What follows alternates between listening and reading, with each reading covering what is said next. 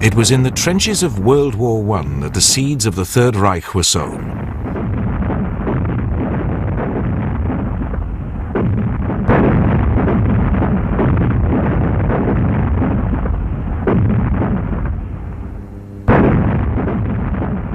After fighting a hard and unrelenting war over 4 years, disillusioned German soldiers would return home to a country humiliated in defeat.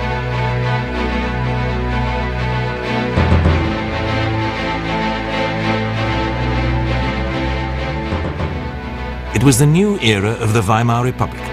Germany was sliding towards financial ruin, where it would cost 4 billion marks to buy just $1. Under these conditions, only the super-rich were able to profit.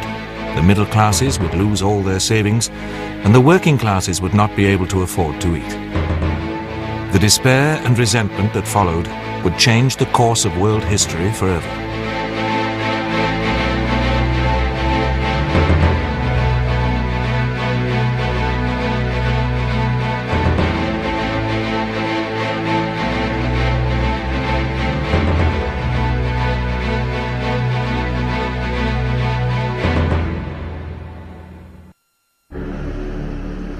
The spark that would ignite the firestorm of the Third Reich was one insignificant Austrian private in the German army, Adolf Hitler. Like many others, he could not stand the bitter taste of defeat, and his mind turned towards entering politics. Hitler returned to his adopted home of Munich in November 1918 to find a city in turmoil. In Munich, as in other cities in the defeated Germany, returning soldiers were forming revolutionary groups, and bitter street fighting would regularly erupt. The country had been shamed by the conditions set by the Treaty of Versailles. Under the terms of the Treaty of Versailles, the German Republic lost a number of territories. It lost all Germany's overseas colonies. To the west, it lost the provinces of Alsace and Lorraine to France, and the German Rhineland was demilitarized, which is to say no troops could be stationed in it as a protection to the French. To the south, Germany lost the Sudetenland to the new Republic of Czechoslovakia, and to the east, in the most extraordinary of the stipulations of the Treaty of Versailles, the new Republic of Poland was given a corridor along the line of the River Vistula through to the port of Danzig at the sea, and this Vistula corridor separated East Prussia from the rest of Germany. The German army was reduced to 100,000 men, long-service soldiers only, with no tanks, no aircraft, and no general staff structure. The German Navy was reduced to 6 obsolete battleships, with a provision of no more ships of more than 10,000 tons, which was just about enough for coastal defence. And with the absence of reserves, this was meant to make it impossible for the Germans ever to threaten the peace of Europe again. While still in the army, Hitler was asked to spy on a small group of people who called themselves the German Workers' Party. Their right-wing views appealed to the disillusioned private. He decided to join the party. He later said, "It was the most decisive resolve of my life. From here, there could be no turning back." Almost immediately, he took an active role in the party, and by July 1921, he was their leader. Its support was growing steadily, and it was renamed the National Socialist German Workers' Party, or Nazis for short. The symbol for the party was chosen by Hitler himself. The swastika was an ancient symbol that Hitler had redesigned for his own needs. He revealed, "A symbol it really is. In red we see the social idea of the movement. In white, the nationalist idea, and in the swastika, the mission of the struggle of the Aryan man."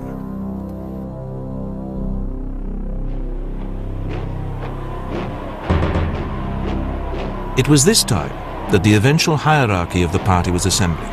The faithful Rudolf Hess, always at Hitler's side, Hermann Goering, a swaggering wartime aviator who had received Germany's highest award for valor, and Ernst Röhm, a serving army officer.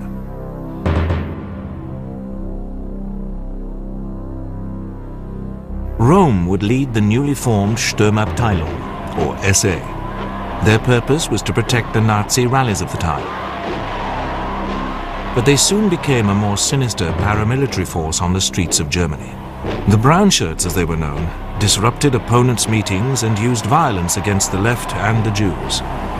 Hitler approved of a culture of fear, as the next few years would prove. In September 1923, 200,000 people attended a rally in the ancient city of Nuremberg. Hyperinflation was tearing the country apart, and there were rumors of an attempted coup by the communists.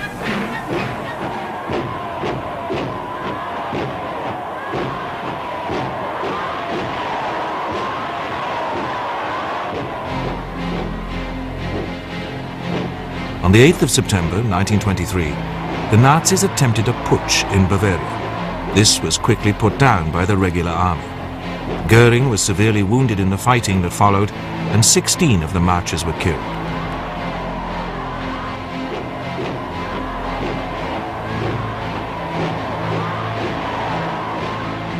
Hitler was later arrested and was sentenced to 5 years in Landsberg jail. He only spent 9 months there and was able to write his book Mein Kampf, which was to become a bestseller.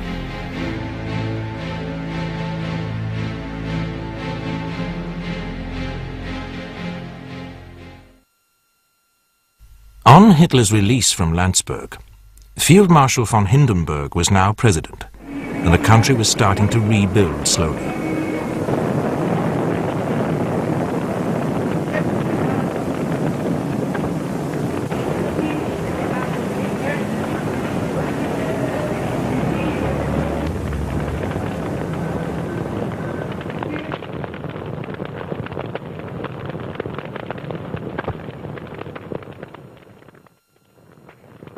The next few years saw a slow growth in the party's fortunes, and in 1928 they managed to win 12 of the 491 seats in the Reichstag. The turning point for the Nazis was the Wall Street crash in 1929. It led to widespread poverty and unemployment in Germany.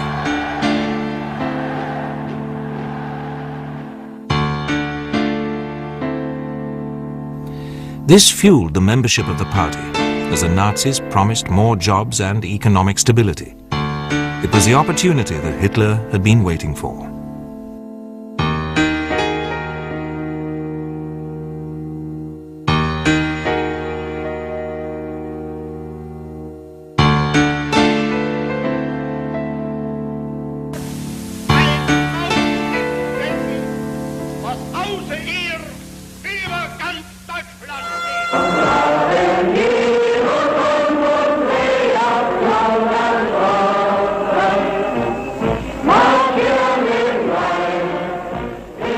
In 1931 saw Ernst Röhm expanding the role of the SA, who by this time could put on a show of over 100,000 uniformed members, much to the dismay of the political authorities. By 1932, and despite a ban on the wearing of political uniforms, the SA's strength was up to 400,000. However, as they increased in strength, they also became a problem for Hitler.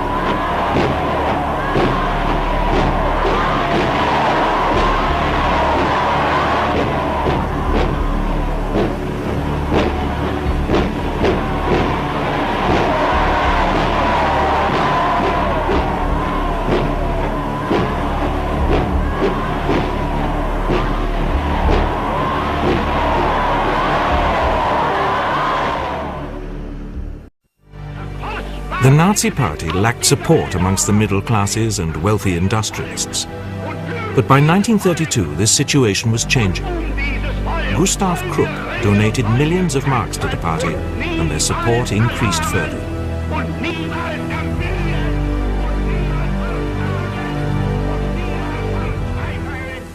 In 1932, Franz von Papen was appointed as Chancellor.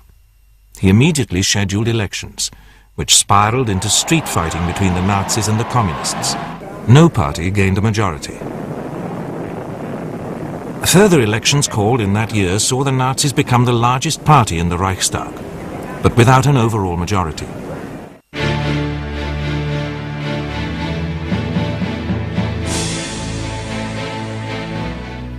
coalition of right-wing parties invited Hitler to become Reich Chancellor, believing they could control him. They were clearly wrong. On the 30th of January 1933, Hitler became Chancellor. He appeared on the balcony of the Reich Chancellery with President von Hindenburg behind him. The former Austrian beggar was now in control of his beloved Germany.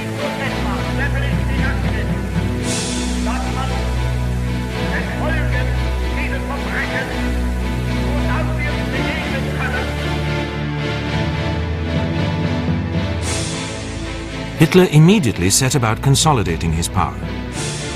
On February the 27th, the Reichstag went up in flames. Hitler blamed this on the communists and used it as an excuse to suspend all civil liberties. The Enabling Act was passed, giving him dictatorial powers.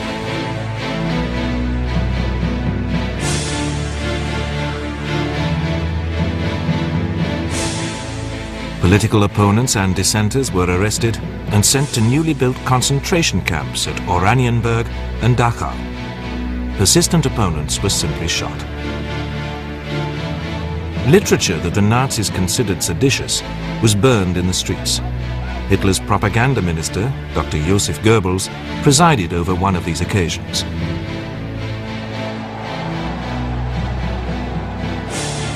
However, Hitler's grip on power was not yet safe.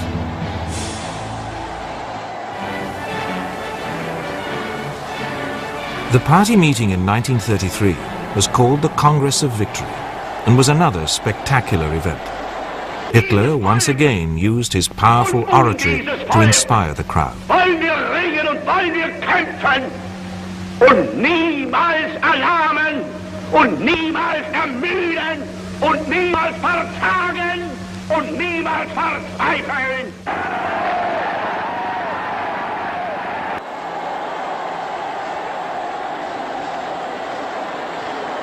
In 1934, the SA was now almost 4 million strong, and Rome and its leaders posed a real threat to Hitler. His response was swift and brutal.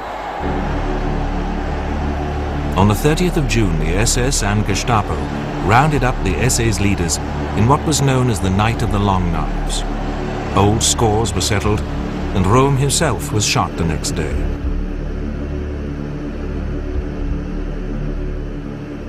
With the threat of the SA neutralized, Hitler's grip on power was complete. 2 days later, the SS, commanded by Heinrich Himmler, was granted the status of independent organization. This freed them to set about the tasks of eliminating all opposition to the Nazis. The road to power was complete. The road to war was just beginning. Propaganda was a powerful weapon for the Nazis. Triumph of the Will was a film of the party rally in 1934. This showed a strong and positive image of the Nazis to the world, and Hitler was portrayed as a Wagnerian hero. The film won many awards internationally and would be the most powerful piece of propaganda of the Nazi era.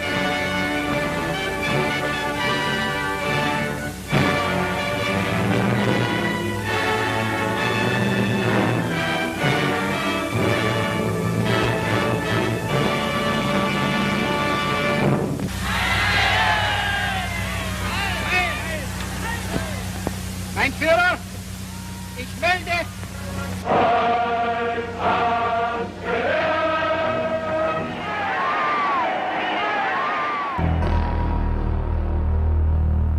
This, however, masked the true intent of the Nazis, the persecution of the Jews.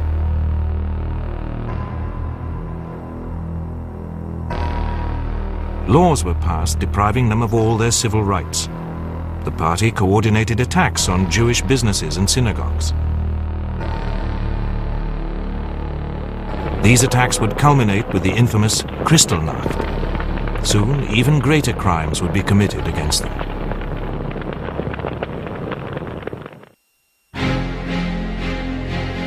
In August 1934, President von Hindenburg died.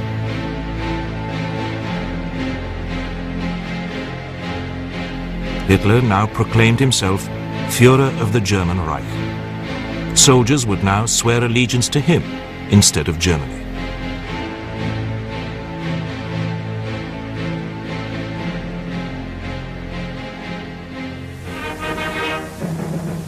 His expansionist ambitions would require a powerful military machine, something that the Treaty of Versailles did not allow the Germans.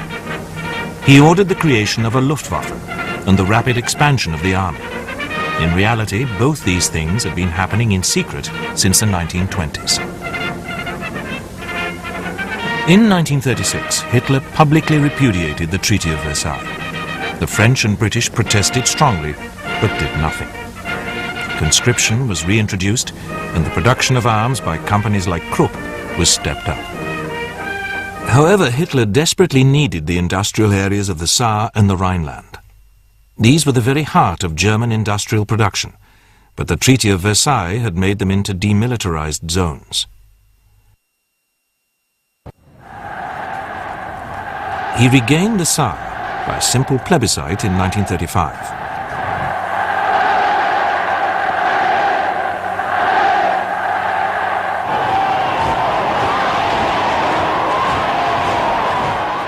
In March 1936, Hitler once again gambled on the inaction of the League of Nations and sent troops into the Rhineland. Once again, his gamble paid off. Once the Rhineland was regained, rearmament increased at a staggering pace. Diplomatically, the Germans still tried to convince the world of their desire for peace. Joachim von Ribbentrop, the German ambassador to London, was crucial to this smokescreen. Of Germany, that is, the entire German nation. A nation which, once and for all, has restored its sovereignty and which will never allow this sovereignty to be discussed again, but also a nation which wants nothing but freedom, equality and peace. Germany is convinced that also the British people, as well as the French people, want this new peace in Europe, based on a spirit of conciliation among equal sovereign powers. But as the Germans spoke peace, preparations for war continued.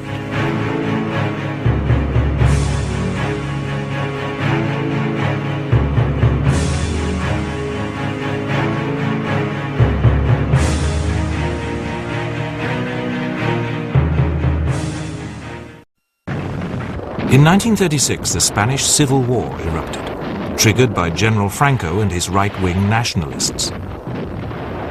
Both the Italians and the Germans sent supposedly volunteer forces to aid the fascists, people who wore Spanish uniform and were officially only there as volunteers rather than as members of their country's armed forces. This was extremely valuable, especially for the new German Air Force, the Luftwaffe, in training, in finding out what aircraft would actually function well in combat, and for experience for their pilots and their air crews. The Germans came away from the Spanish Civil War very impressed by the strength of air power, particularly in bombing. There were a number of notorious cases, particularly the bombing of the town of Guernica, which earned them notoriety.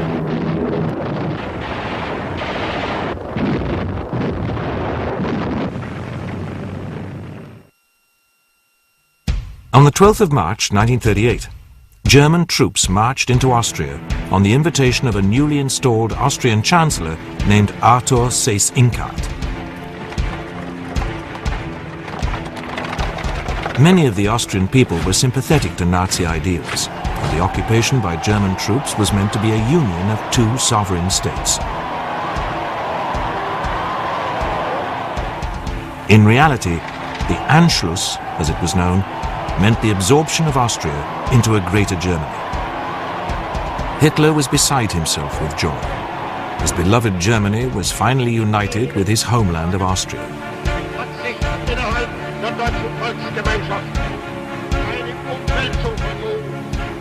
Once again, the British and French protested, but did nothing.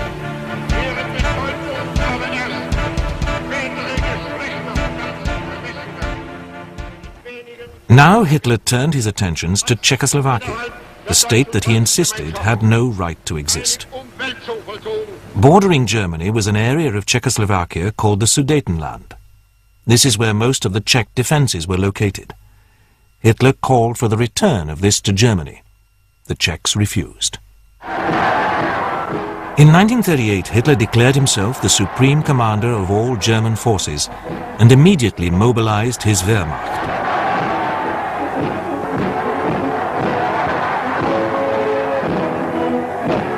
In September, after furious diplomatic activity, the British Prime Minister Neville Chamberlain and the French Prime Minister Daladier signed an agreement with Hitler handing over the Sudetenland. In return, the Führer promised no more German expansion. The Munich Agreement was meant to bring stability to Europe. Chamberlain returned home saying, "I believe it is peace in our time."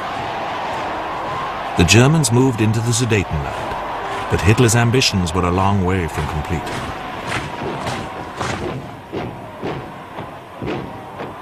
The Wehrmacht continued to occupy the rest of Czechoslovakia. Hitler flew into Prague, declaring that Czechoslovakia had ceased to exist.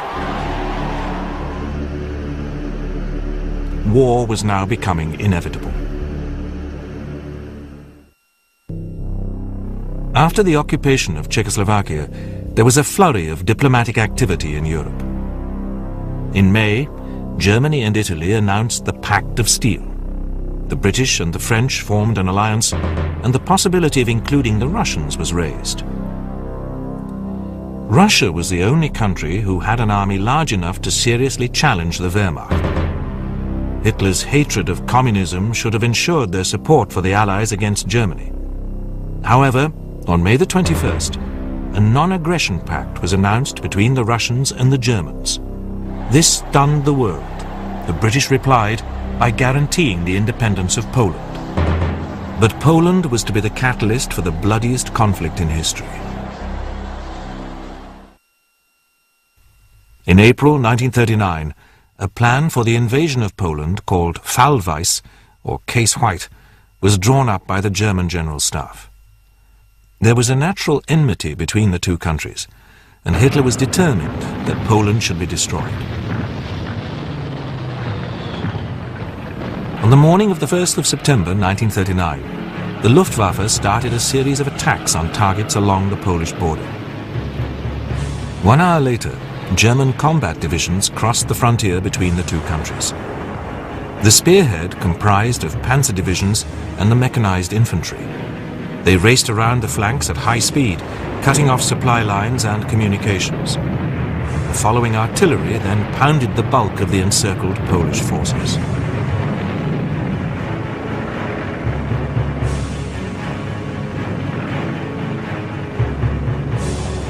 The Luftwaffe mounted hundreds of strategic bombing missions against airfields, rail links, and communications centers.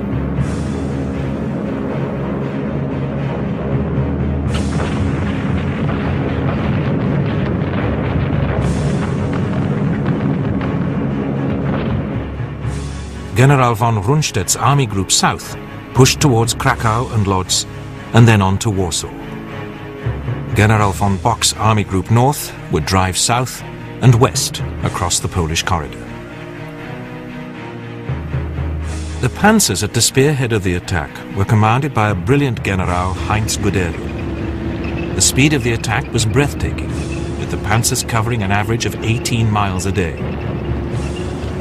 The Allies demanded that the Germans withdraw immediately, but this was ignored. As a result, Chamberlain announced on the 3rd of September at 11 a.m. that Britain was now at war with Germany. Although Britain and France declared war on Germany over the German attack on Poland, they made no effective military moves to help the Poles, and that meant that the Polish defeat was more or less inevitable. The German army's tactics were to attack in a double pincer movement designed to cut off the Polish armies. The technique was spectacularly successful. The Luftwaffe's attacks had all but wiped out the Polish Air Force and severely disrupted communications and supply.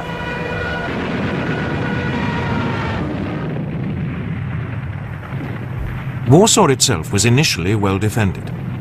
A counterattack by Polish forces proved unsuccessful. On the 15th of September, the Germans told the Poles to surrender or be destroyed. The Poles chose to fight on.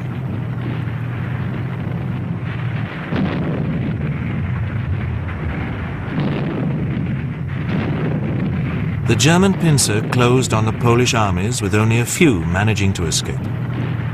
To make matters worse, the Russians entered the campaign on the German side, advancing from the east.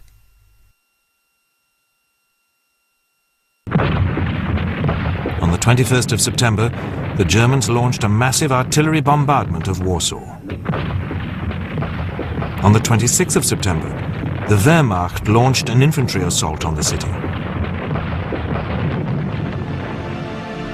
2 days later, the Poles surrendered.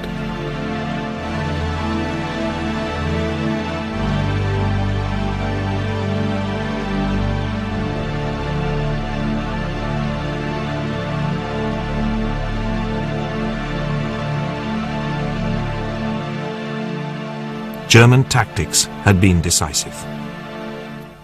Their use of air power in such a shock, devastating attack, coupled with this encircling attack from three sides, produced a new word, blitzkrieg, lightning war. Poland's territory was split between the Germans and the Russians. Hitler flew in to take the victory salute in Warsaw. He announced that Poland had ceased to exist. The world was stunned by the speed of the victory. Ironically, Hitler had committed a large portion of his forces to the Polish campaign, leaving Germany exposed to an attack by the Allies. Once again, the Allies did nothing.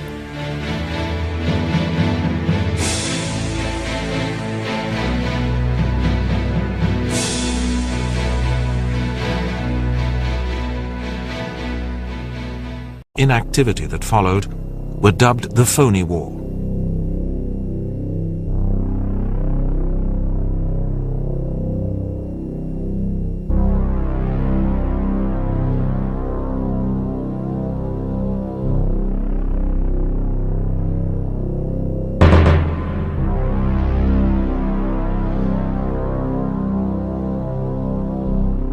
The French continued construction of a massive line of fortresses that spanned the Franco-German border, known as the Maginot Line. Partly the Maginot Line reflected a philosophy that what France wanted was a large nation in arms, and that it would fight the next war defensively, that it expected an enemy to attack and to be overwhelmed by fixed French defences and by firepower. The British Army, in the form of the British Expeditionary Force, also pushed forward to defensive positions in France and Belgium. But still, no attack on Germany took place. The uneasy calm was shattered in the spring of 1940, when the Germans began an invasion of Norway and Denmark. This was undertaken to prevent vital iron ore supplies, sent by convoy from Sweden, being cut off. These iron ore convoys needed to come down the Norwegian coast, and the British government, specifically the First Lord of the Admiralty, Winston Churchill, who, unlike many of his colleagues, understood that if you go to war at least you have to fight it, began to take a very aggressive posture towards these convoys. The Royal Navy began to force these convoys further and further into Norwegian territorial waters, and then the British took the critical decision to start mining Norwegian territorial waters in order to cut off these iron ore supplies to Germany. Exercise Weser-Erbung, or Spring Awakening, started on the 9th of April with the occupation of Denmark.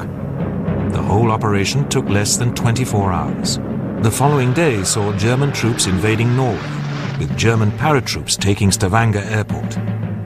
British, French and Polish forces managed to put up some resistance. In the waters off Norway, the British Navy managed to cause considerable destruction to the German ships in the port of Narvik. The loss of so many ships would have repercussions on German naval power for the rest of the war. The losses of the Norwegian campaign left the Germans with virtually no ships left to support either their campaign against France, beginning in May 1940, or the subsequent plans for the invasion of Britain.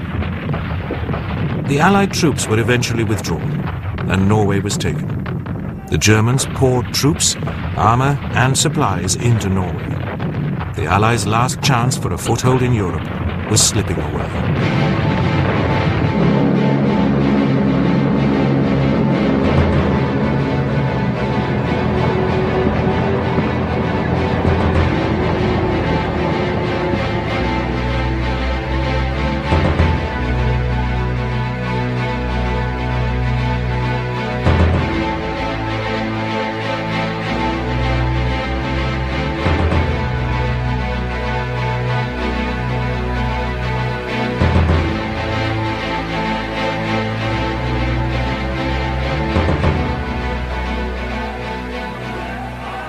The defeat in Norway and Denmark was the final straw for the disillusioned British Prime Minister Chamberlain. On the 10th of May, his government resigned to make way for a new coalition government led by the former Lord of the Admiralty, Winston Churchill. His first day in power was to be an eventful one. The same day saw Hitler launch another blitzkrieg attack on neutral Belgium and Holland.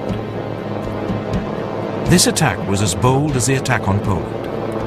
The supposedly impenetrable fort at Eben-Emael on the Belgian-German border fell to a team of paratroopers who landed on its roof in gliders. Army Group North, under General von Bock, flooded west towards the sea, supported by waves of screaming Stukas and bombers. This was the attack that the Allies had been expecting, and the French and Allied troops wheeled around west to face the oncoming Germans. However, the attack from the north was a feint to draw the Allies away from the main thrust of the attack. The Ardennes forest in Belgium and Luxembourg was dense, with steep ravines. The Allies considered the terrain to be impassable, so left the area lightly defended. However, the forests meant that the miles of panzer columns of Army Group A under von Rundstedt were hidden from view. The panzer columns smashed their way through the forest, clogging up the miles of dirt tracks.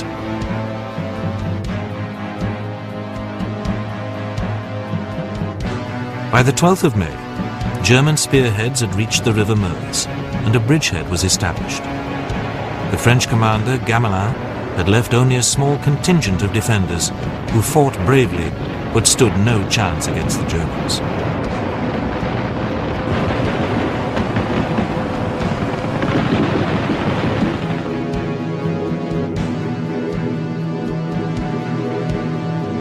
In Holland, heavy bombing almost leveled the port of Rotterdam, and in the face of an overwhelming German onslaught, the Dutch surrendered.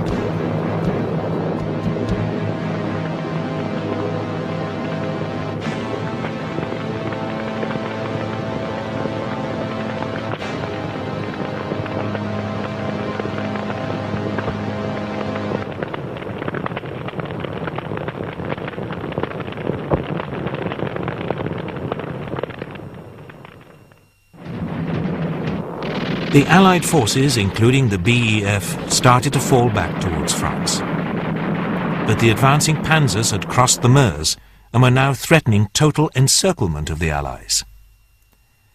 The Maginot Line had been completely bypassed, leaving hundreds of thousands of French troops useless.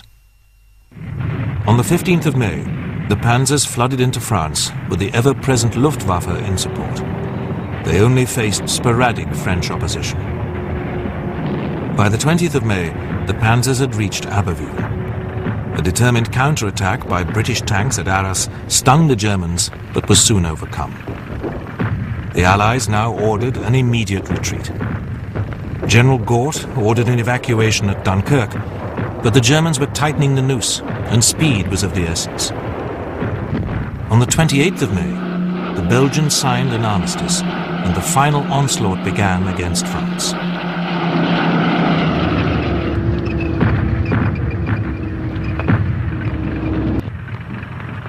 The enormity of the situation dawned on the French, who made plans to move their government.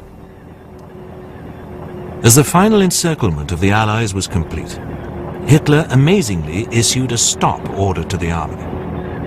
Goering's Luftwaffe were to be given the chance to finish off the Allies, but bad weather meant a delay in operations. This delay was to lead to the miracle of Dunkirk. In the next 9 days, over 338,000 British and Allied troops were lifted off the beaches of Dunkirk and its small harbour by a flotilla of small boats and navy ships. This would keep Britain in the war, but would signal the end for France.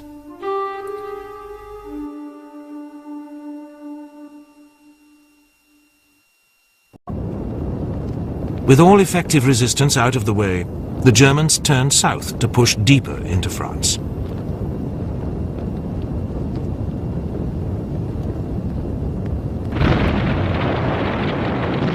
As Rommel's panzers rolled over the fields of the Somme Valley, he must have sensed the irony that the Germans had taken in just a few days what they had been unable to achieve in 4 years of war. The panzers burst out of Amiens, bypassing the Maginot Line completely and headed towards Paris. The French defenders desperately tried to stem the tide, but poor morale and tactics left them unable to cause any real delay. Where the French defences were strong, the panzers just went around them, leaving the foot-slogging infantry to finish them off. By the 11th of June, they were at the banks of the Seine. Despite having to fight house to house in the suburbs, 3 days later the Germans triumphantly entered Paris, which had been saved from destruction by an open city declaration. On the 16th of June, the French Premier Reynaud resigned, to be replaced by Marshal Pétain.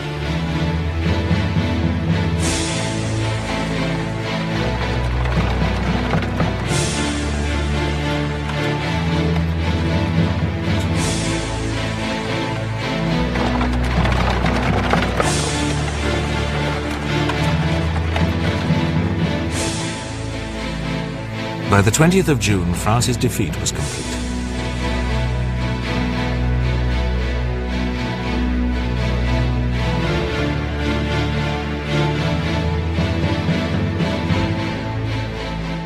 At 3:30 p.m., General Hunziker met Hitler at Compiègne in the very railway car that the Germans had signed the armistice in World War I. Pétain agreed to all of Hitler's terms, and the armistice was signed.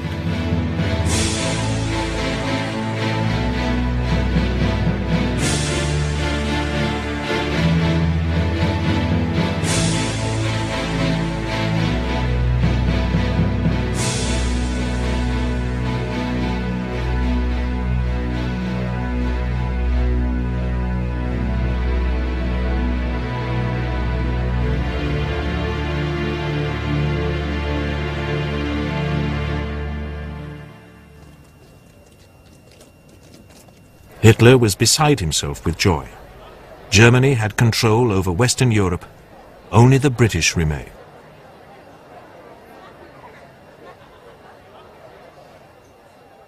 There is no doubt that the German defeat of France in a matter of 6 weeks was absolutely remarkable, and both at the time and ever since, questions have been raised as to how this could possibly have happened. The Germans had no particular superiority in numbers. They had fewer tanks than the French and British combined, and some of their tanks were of inferior quality. They did have superiority in the air, but that was not in itself decisive. They did not have superiority in numbers. They had a much better plan. The decision to attack through the Ardennes split the French army in two, the less mobile forces of the Maginot Line being effectively rendered ineffective for the duration of the campaign. They simply sat there very largely until ordered to surrender, and the strong French forces to the north being put in an impossible position with their supply lines cut of being unable to attack effectively. The Germans were now convinced that the war in the West was all but over. Hitler believed that Britain was in a hopeless position and would settle for peace. He said, "The English have lost the war, but they haven't yet noticed it." On the 3rd of July, the British Navy attacked the French fleet harboured in Algeria. This was to prevent the ships from being used by the Germans. Clearly, the British intended to continue the war.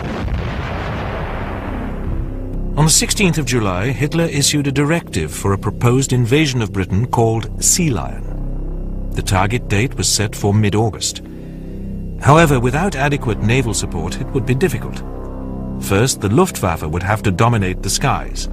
This would mean the Royal Air Force would have to be destroyed. Luftwaffe aircraft outnumbered the RAFs by 2-1, but the margin between fighters was closer. 800 Me-109s faced more than 700 Spitfires and Hurricanes.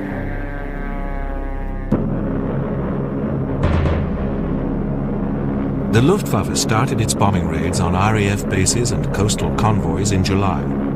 Waves of bombers would take off from their bases on the French coast, supported by Me-109s. Observers on the British coast would radio the positions of the incoming aerial armadas to Fighter Command. Air Chief Marshal Sir Hugh Dowding, head of Fighter Command, knew that an all-out attack on the incoming bombers would risk decimating the fighters, leaving Britain exposed. So he was cautious with his deployment of the RAF squadrons. Even in small groups, the Spitfires and Hurricanes at first could not match the battle-proven tactics of the German pilots. But as the days progressed, they learned much from the Luftwaffe, and slowly the tide turned. By the end of July, it became obvious that the Luftwaffe's strategy was not working. Goering had underestimated the abilities of the British fighters and the resolve of their pilots. Radar was also playing a major role.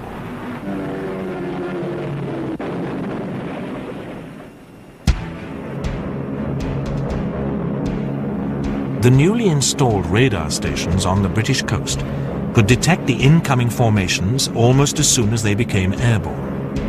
In response, Hitler ordered a massive and continuous onslaught codenamed Adlerangriff, or Eagle Attack. The first waves of bombers were launched on the 13th of August. They managed to destroy 13 RAF aircraft in the air and 47 on the ground. But the Germans lost 46 aircraft of their own. The RAF fought hard and inflicted heavy losses on the Luftwaffe over the next few days. Bad weather would delay many of the German attacks.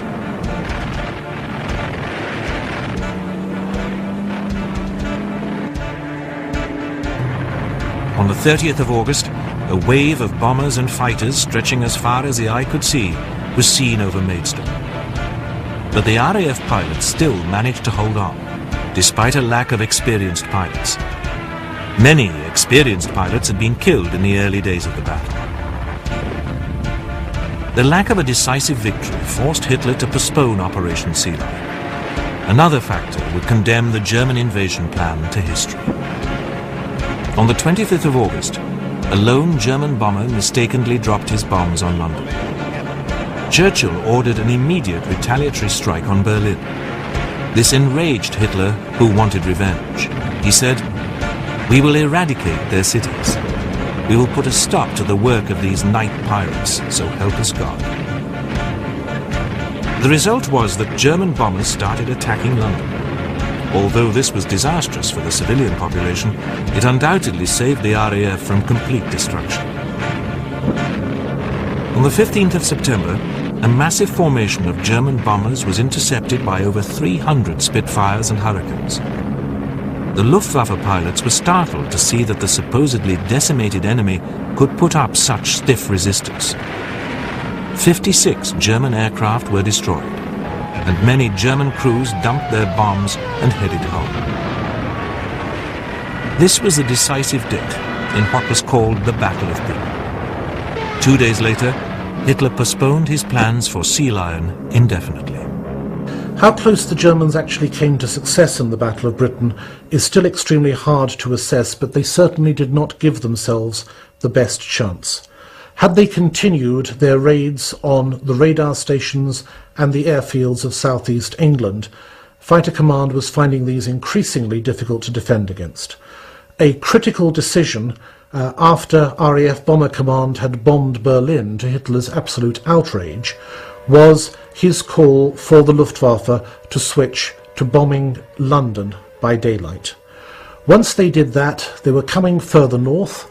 Their fighters were only able to provide escorts for the bombers for a matter of minutes over London, and once the decision was made to go that far north, the British Forces of Fighter Command 12 Group, based north of London, were able to come into play in a very effective manner. So that mistake by the Germans in going for London was a factor which meant it was almost impossible that they could achieve victory in the Battle of... On the 28th of October 1940, Mussolini launched an attack on Greece.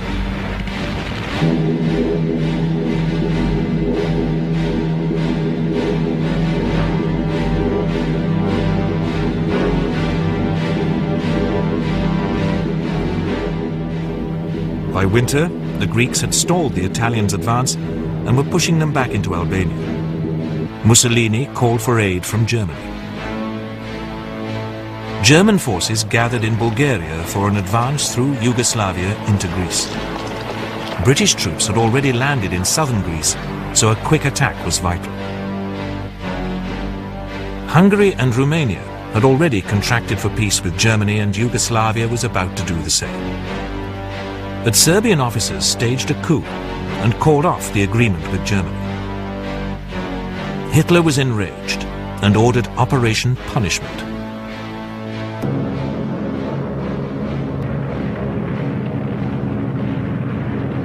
Waves of Luftwaffe bombers pummeled Belgrade to rubble, while German troops bypassed the capital and headed south.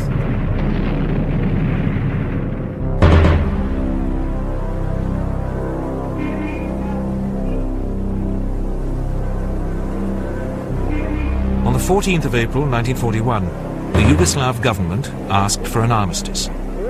The Croatian population broadly supported the Nazis, but many of the Serbian population fled to the hills to form a partisan army to harass the German occupiers.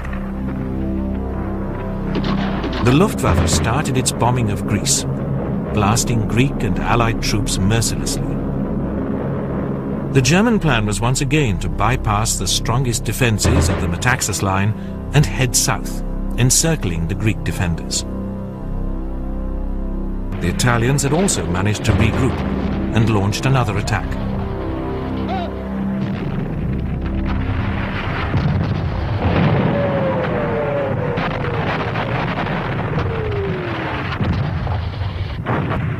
In mid-April, the British ordered a retreat southwards, as German armour and infantry flooded forward on two flanks to surround them.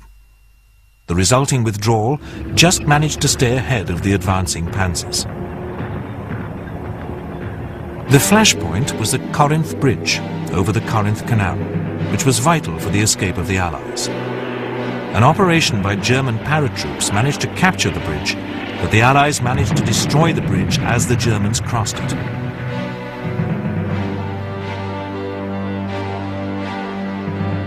By the 27th of April, the Germans had taken Athens and were gradually occupying the outlying islands. By the 28th of April, the Germans managed to cross the Corinth Canal, capturing 7,000 Allied troops who had still not been evacuated.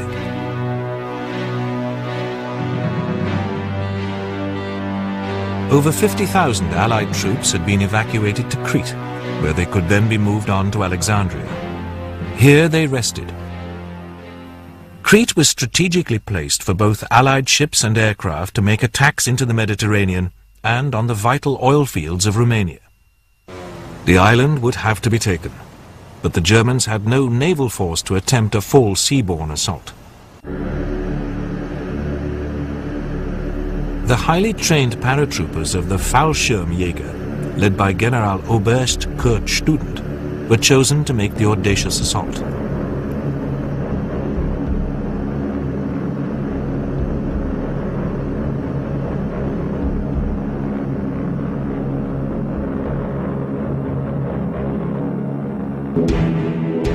On the 20th of May, the skies filled with parachutes over Malmö and Cannes. The Allied defenses were much stronger than anticipated, and many young paratroops were shot while still in the air. Crete's mountainous terrain made an assault particularly difficult. The Allies had expected an attack, and the defenses were strong. The Germans massed troops and artillery on captured Greek fishing boats and prepared for a seaborne landing. Overhead, the Stukas and Me-109s bombed and strafed the coastal defenses.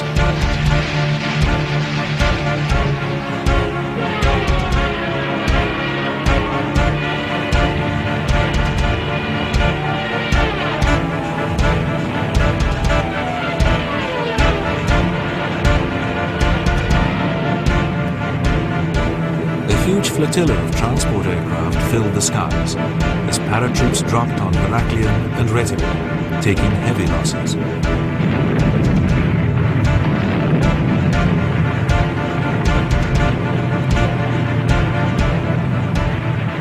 The airport at Malomé was taken, and the high ground around it, vital for the defense of the island, fell on the 21st of May, when an inadvertent withdrawal was made by New Zealand troops.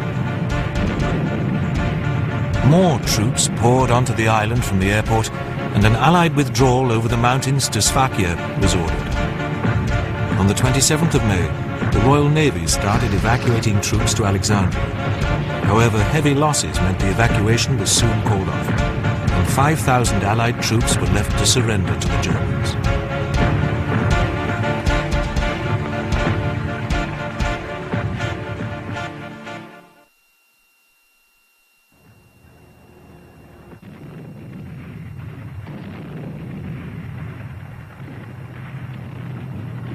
The Germans' tactics once again proved decisive, but at a cost.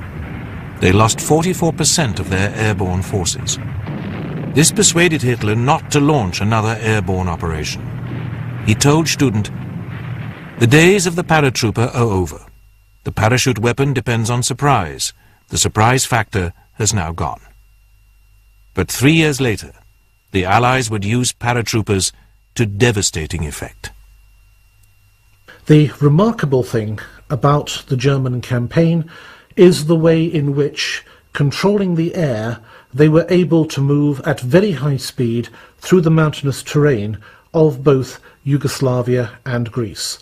In particular, the use of airborne forces, first to capture the crucial bottleneck of the Corinth Canal, and then in the greatest airborne operation in history, up to that date, to secure the island of Crete, marked a remarkable achievement in warfare. The campaign in the Balkans was an unnecessary diversion from Hitler's next great plan, the invasion of Russia. The two countries had signed a non-aggression pact in 1939, but neither regime fully trusted the other. Hitler was convinced that it was only a matter of time before the Russians attacked Germany. He also regarded the Slavs as subhuman and vowed they would be exterminated. Their land was to be used for Lebensraum, or living space for the German people. The invasion plan was christened Operation Barbarossa. Military planners had doubts about the campaign from the start. The front would stretch from Archangel in the north to Astrakhan on the Caspian Sea, a distance of some 1,200 miles. Hitler decreed that it would be a war of extermination, and that German soldiers would not be bound by the rules of warfare of the Hague Convention. The war against Russia will be such that it cannot be fought in a gentlemanly fashion. This struggle is one of ideologies and racial differences, and will have to be conducted with unprecedented, merciless, and unrelenting harshness. This was a portent of the atrocities to come. Barbarossa began just after 3 a.m. on the 22nd of June 1941. German artillery erupted in a deafening barrage. Hundreds of bombers poured across the frontier, attacking troop concentrations. Then the panzers started to roll. From the Baltic to the Carpathian Mountains, German bombers kept up their attacks on airfields and Russian troops, destroying at least 1,800 aircraft on the first day.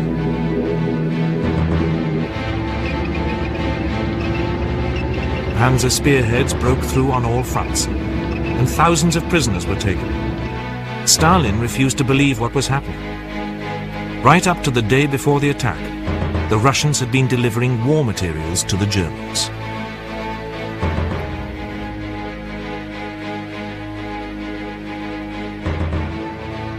Two days later, Hitler arrived at his forward headquarters, which he called the Wolf's Lair, in a state of excitement. So far, the invasion was a spectacular success. But disagreements in the German high command slowed the progress of the spearheads.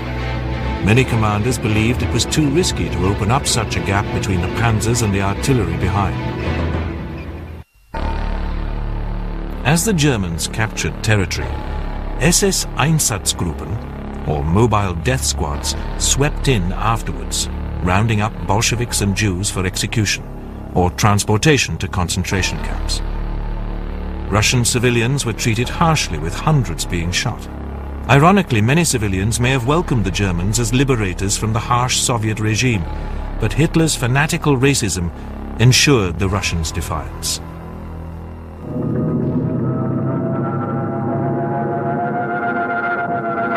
The Germans had attempted an encirclement of the Red Army at Smolensk, but after a determined counterattack, more than 100,000 Russian troops managed to escape the German pincers. But over 300,000 Red Army troops were captured. As the panzers pushed forward, small groups of Russian soldiers were left between them and the advancing infantry. These groups were a major irritant to the German forces.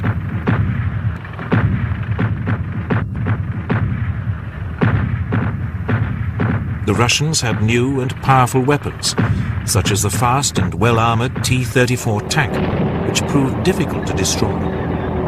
Only the use of 88mm anti-aircraft guns would prove to be effective.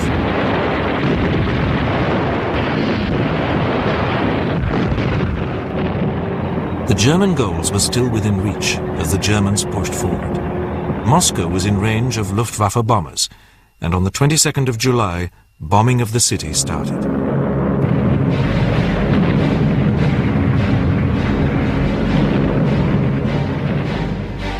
Hitler, however, called a halt to the panzers' advance in order for supply lines and communications to be strengthened. But the Germans had underestimated the strength and determination of the Red Army. The Soviet army might be weakly equipped, it might be disorganized and poorly trained, but it was much larger than the Germans imagined, and with the halt in order to resupply and to sort out communications in July, they had the job to do all over again. There was a very strong argument for concentrating forces and pressing on to Moscow. Moscow was not just the capital of the Soviet Union, it was the centre of the railway hub, it was the political and administrative centre. Seizing Moscow might perhaps have led to the collapse of the Soviet Union. However, in what remains an immensely controversial decision, Hitler put his orders against this. Hitler thought that the main offensive should now push towards the wheat fields of the Ukraine and the vital oil fields of Baku. For weeks, arguments amongst the German command would leave the panzers stalled.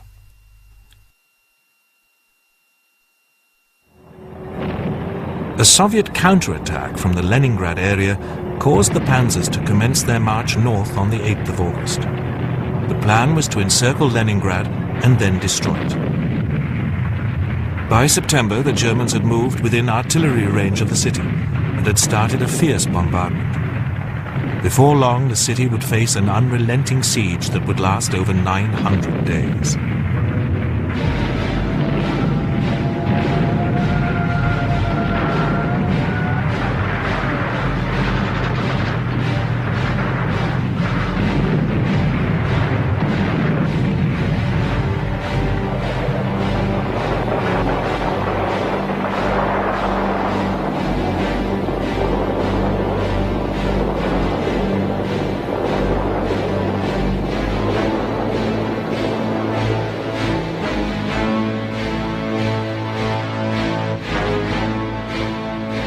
During the lull, the Russians had been shoring up Moscow's defenses, and troops had been massing in the city. Almost the entire population of the city had taken part in digging anti-tank ditches and defenses.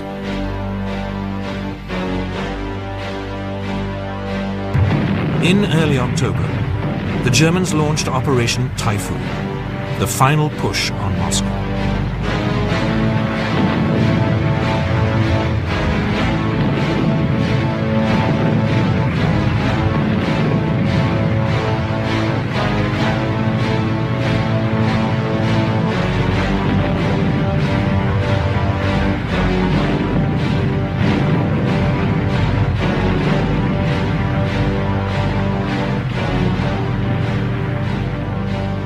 However, their supply lines were vulnerable, and food and fuel was running low. But the Russians had an important ally. Typhoon, beginning in September, almost immediately ran into trouble. It wasn't the cold, it was a peculiarity of the Russian climate, of a quick frost followed by a thaw producing mud. Very few of the Soviet roads of the period were hard-metalled roads. Most of them were packed earth. And the effect of this was to turn the roads into muddy quagmires. This slowed up the German advance, coupled with a very strong Soviet resistance, until the deep cold of November-December. Heavy rain and high winds hindered the Germans' advance until November. The ground was frozen. Instead of digging in for the winter, the Germans attempted to advance further. They reached within 30 miles of Moscow. The weather would now prove decisive. Temperatures would drop to minus 50 degrees at night. The Germans did not have the necessary equipment to fight in such a harsh environment. The oil in tank engines froze, and troops did not have winter uniforms. Frostbite would eventually injure more soldiers than the Russians.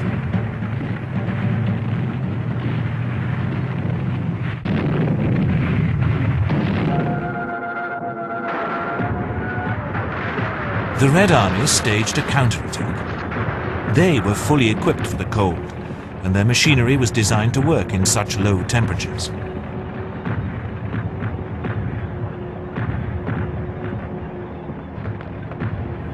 In the battles that ensued, German panzers reached the very outskirts of Moscow.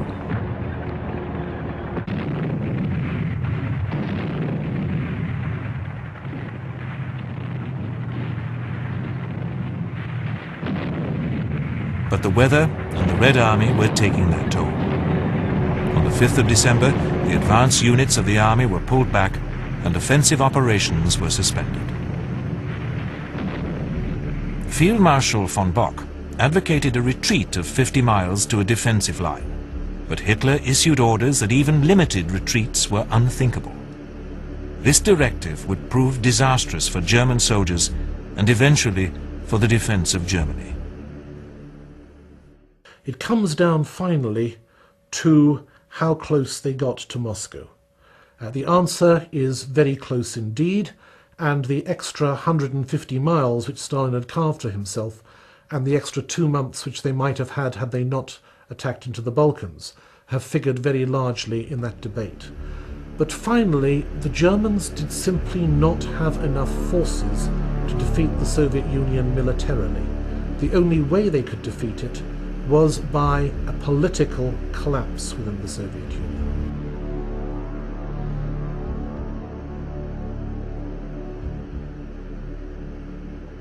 With hindsight, if you wish to pick the week in which the Second World War was won and lost, it is that week beginning the 5th of December 1941.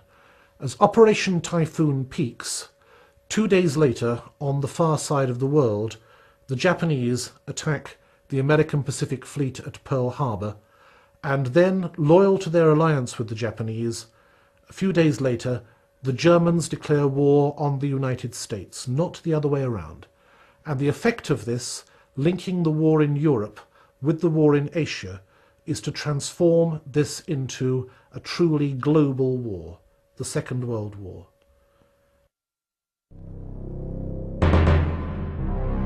In 1941 saw the Germans embroiled in a conflict in North Africa, something Hitler had vowed not to do. The Italians had launched an invasion of Egypt in September 1940. Unlike the German blitzkrieg tactics, the Italian army advanced some 60 miles and then dug themselves in.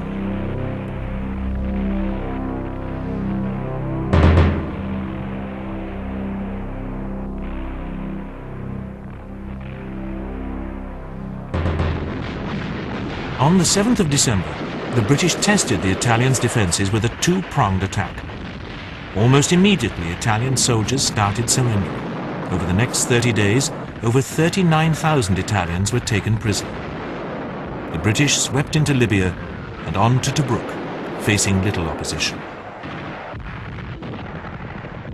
Hitler was concerned that if the British took Libya, they could mount an offensive on Italy, or even threaten his beloved Operation Barbarossa. He reluctantly decided to send support to the Italians in the shape of the newly enlarged Afrika Korps. Major Erwin Rommel was chosen to command the expedition. Rommel was a general who liked to lead from the front, and soon he was to earn the nickname the Desert Fox. The British were still some 400 miles from Tripoli, and many of their troops had been sent to reinforce the armies in Greece. This gave Rommel time to acclimatize and train his troops. War in the desert was war in its purest form, almost unhindered by civilian occupation, unhindered by terrain factors except large expanses of desert rock and sand, dependent very heavily upon supplies, and very much suitable to the kind of styles of rapid manoeuvre which Rommel proceeded to make his own. Although ordered to hold his defensive line, Rommel was impatient and launched an assault against the British line at El Aghelia. The British retreat was so swift, it convinced Rommel that the British were under strength and vulnerable. He carried on his advance, writing home, "I decided to stay on the heels of the retreating enemy and make a bid to seize the whole of Cyrenaica at a stroke." His push forward continued, against the wishes of the German High Command, until he reached the fortress of Tobruk. The next few weeks saw this fort heavily defended, and the ensuing siege resulted in a stalemate. The German divisions pushed on in a two-pronged attack, and they linked up on the 27th of May. In just 15 weeks, Rommel had rescued the Italians, advanced 1,000 miles east, and now stood at the doors of Egypt.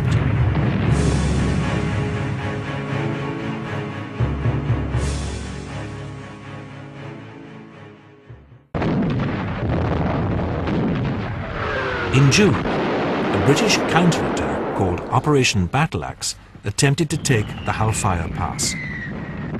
As the British advanced, Rommel sent panzers around their flanks in an attempt at encirclement. Heavy tank losses were inflicted on the British, and only a swift retreat prevented the British divisions being trapped. The victory greatly enhanced Rommel's reputation. Over the next few months, the British and the Germans engaged in a number of battles. So the campaign in North Africa becomes rather like stretching an elastic band. The Germans attack out to the extent of their ability, run out of supplies, are weakened as a result. The British counterattack, the Germans fall back on their supplies, and the campaign moves back and forth up and down the coastline. The British troops called it the Benghazi Handicap from the number of times they had been through that town in the course of the battle. And time again, Rommel is told from German higher headquarters he is not to advance and that he cannot be given the supplies and particularly the fuel to help him advance. With the British controlling Malta, with the difficulties of convoys through the Mediterranean, with the Royal Navy and the Royal Air Force active in the Mediterranean, fuel is Rommel's critical issue.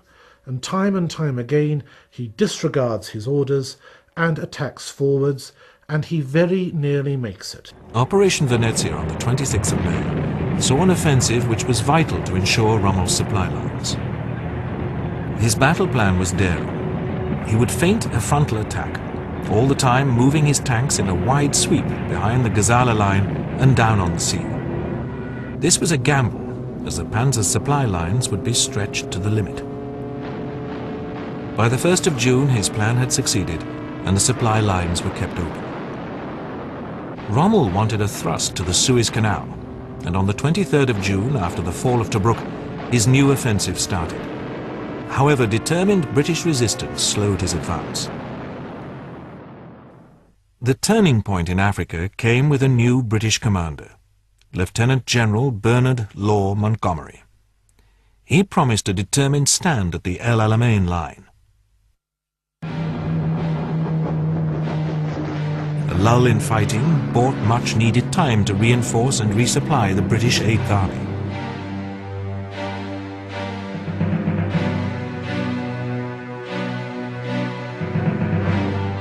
Under Monty's leadership, morale was high, and the RAF and naval attacks in the Mediterranean weakened Rommel's supply lines.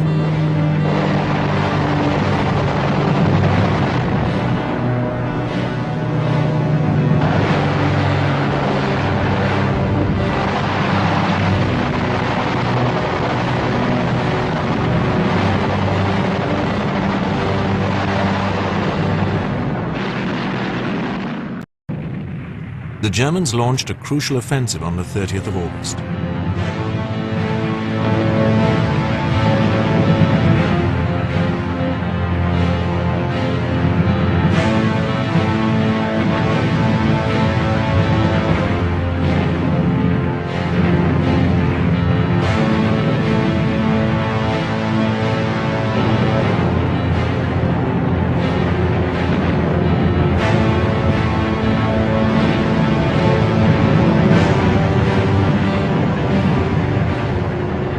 The advance encountered heavy defences, and for once Rommel's tactics did not pay off. The British had been better prepared, and by the 6th of September, the offensive was over.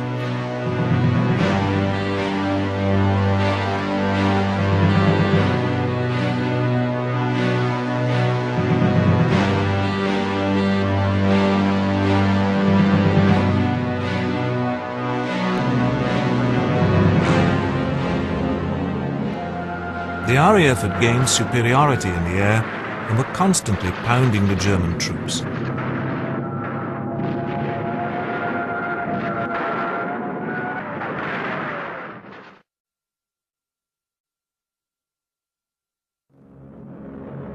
Rommel himself was ill and had to return to Germany for medical treatment. On the 23rd of October, the Allies launched a massive assault. The attack began at 9:30 p.m.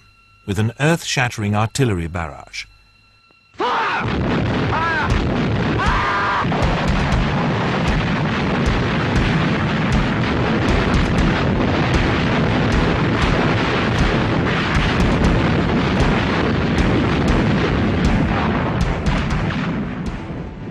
Rommel was still in Germany, and on hearing the news, he immediately flew back.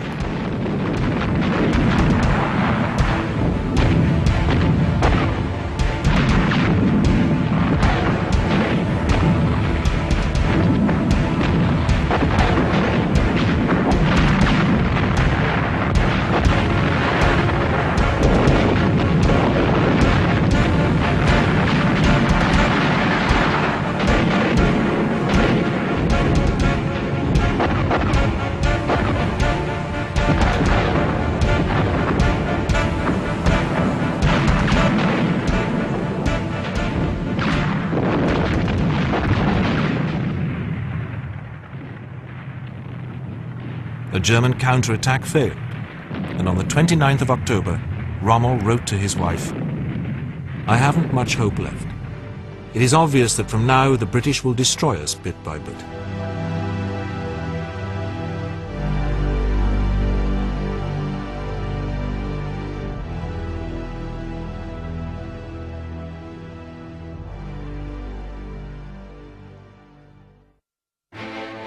Montgomery now launched an all-out attack named Operation Supercharge. The following advance by the Allies would be the fastest in history.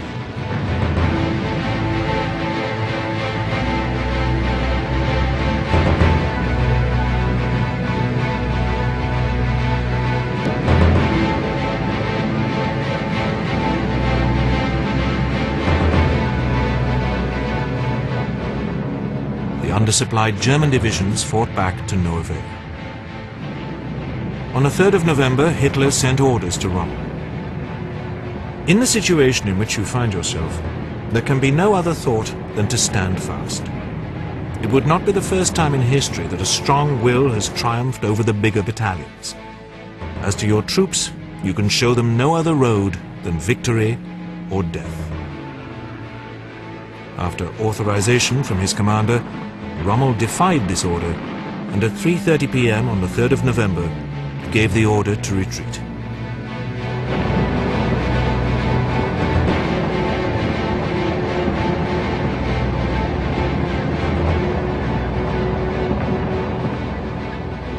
Despite a counterattack the following February, the retreat would end in surrender and evacuation for the German and Italian forces. Hitler's hopes of seizing the Suez Canal were shattered. Hundreds of thousands of troops would fight no more. Those that escaped dug in on Sicily. The Mediterranean was now controlled by the Allies, and it would not be long before they would be attacking on the mainland of Italy.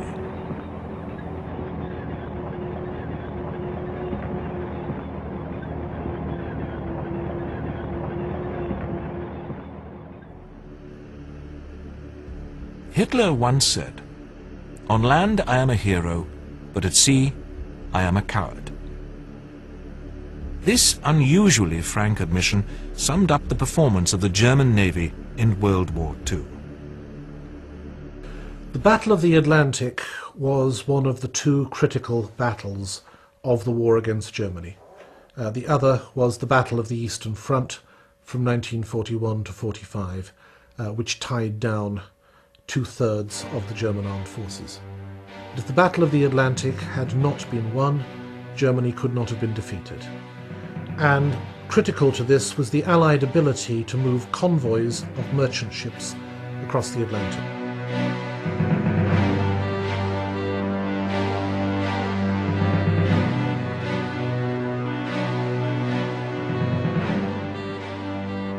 In the early months of the war, Admiral Raeder, the commander of the German Navy, was instructed to let loose his ships on the Atlantic. The convoys of supply ships were harassed by the German pocket battleships.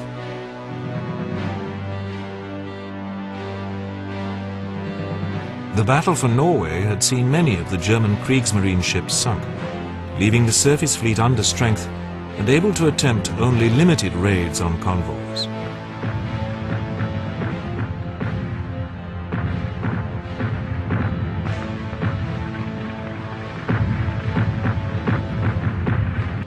Where the surface fleet had limited success, the German U-boats were an ever-present menace in the icy waters of the Atlantic.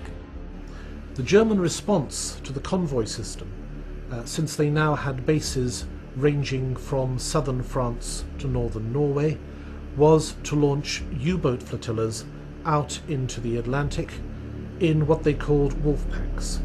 The idea behind the wolf pack was that if one U-boat detected a convoy, it would not automatically attack itself, but using radio, attempt to assemble as many U-boats as possible. And the image is very much that of a pack of wolves surrounding a flock of sheep, harrying them, moving in and out, sorting out the stragglers.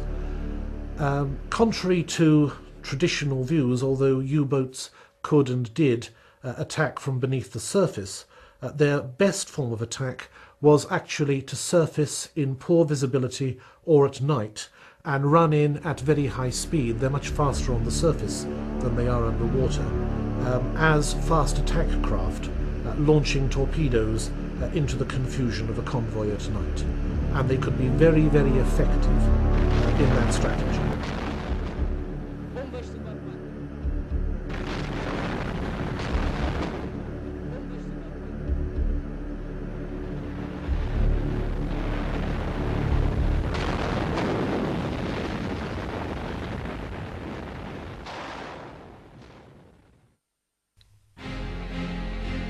During the early years of the war, German U-boats had achieved a measure of success. In June 1940, new tactics meant 30 ships were sunk despite there being only 6 submarines on patrol. For the submariners of Dönitz's Grey Wolves, This was to be known as the Happy Time.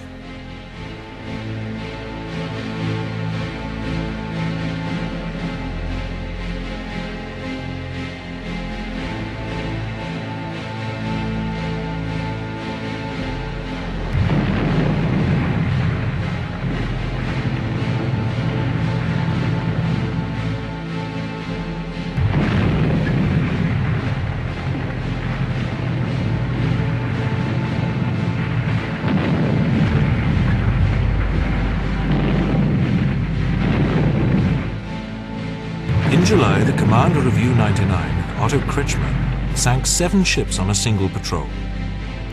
The sinkings of convoy ships were propaganda coups for the Nazis. More U-boat commanders became aces, and their exploits became legends in the Third Reich. An example of the carnage a Wolfpack could cause was the attack on convoy SC-7. The convoy of 34 ships had 2 sloops and a corvette for defense. On the 5th of October 1940, a lone U-boat spotted the convoy. After radioing for support, it sank 2 of the ships and then submerged.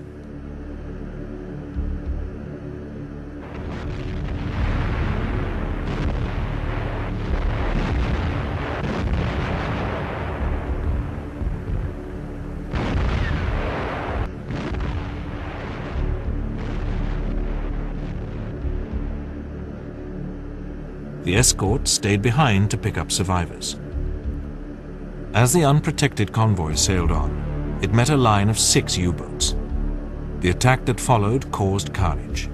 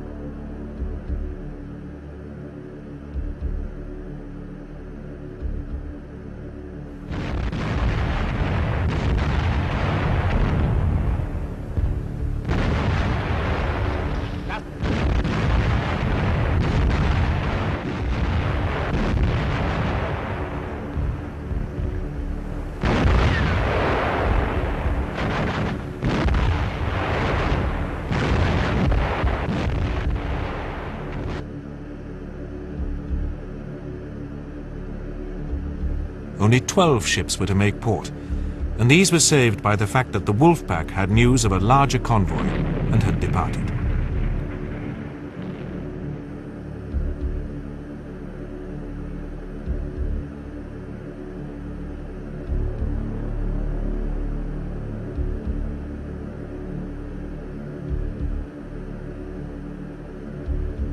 But attacks wouldn't always go the U-boat's way. The familiar ping of sonar from an approaching ship would be followed by the explosions of depth charges.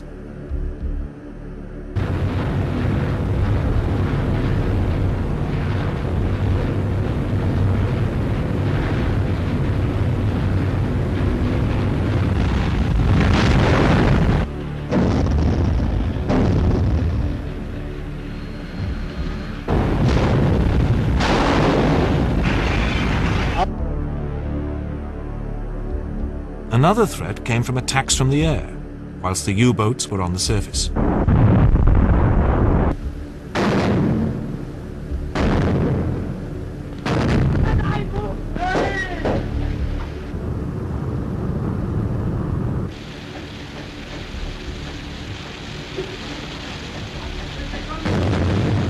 Submariners were a breed apart. They were often at sea for up to 60 days. They operated in a cramped environment with little or no washing facilities. They took turns in cramped bunks, sharing space with torpedoes. But the well-trained crews were incredibly effective. At the end of 1940, Britain faced the real threat of being starved of supplies. However, improved detection techniques would start to turn the tide. The Kriegsmarine still had successes. In 1942, nearly 1,700 Allied ships were lost.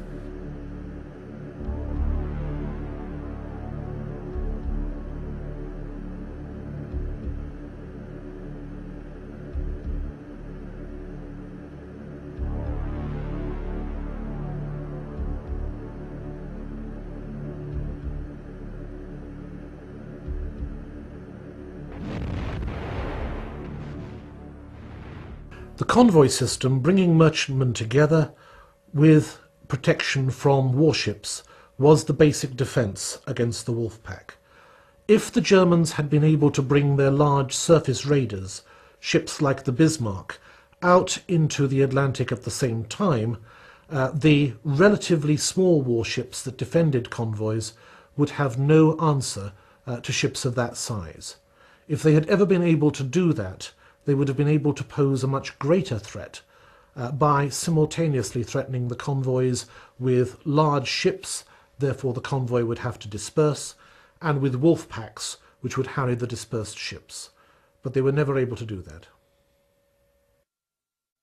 But new airborne radar and more escort vessels meant the U-boat menace was all but over by 1943.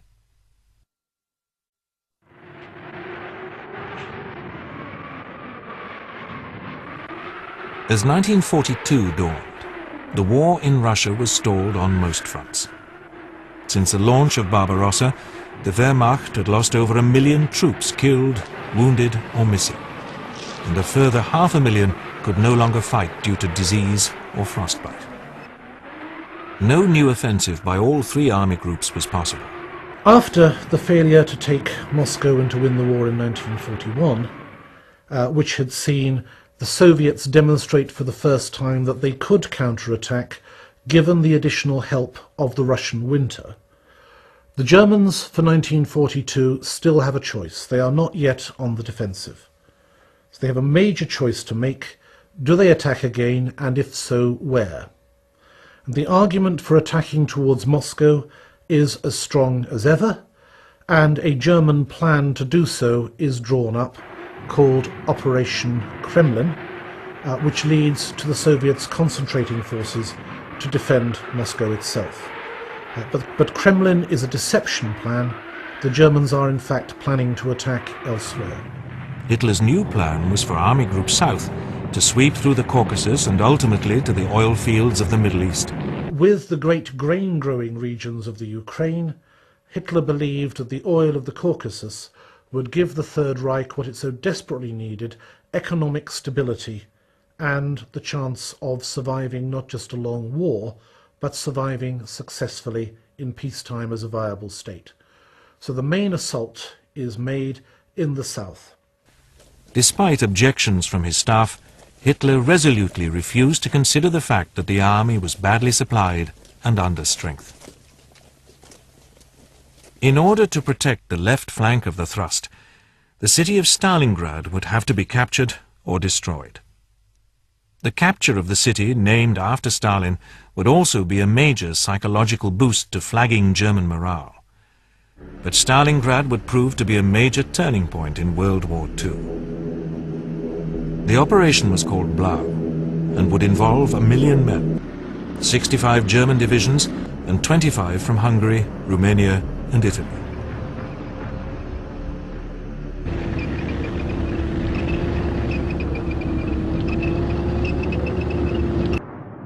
It began on the 28th of June 1942 with a blitzkrieg attack.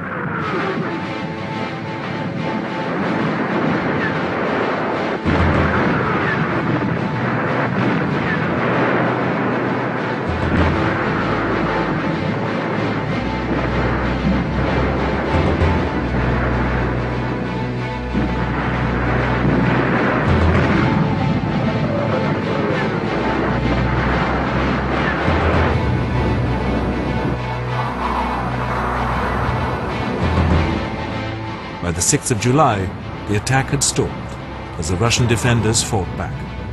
But Army Group South pushed forwards.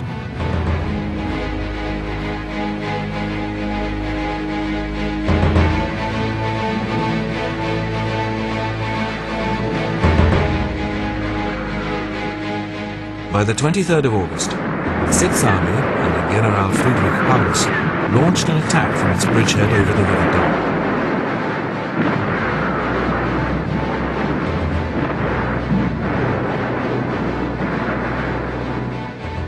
They initially met little resistance, but as they came within sight of the city, artillery fire stopped them dead.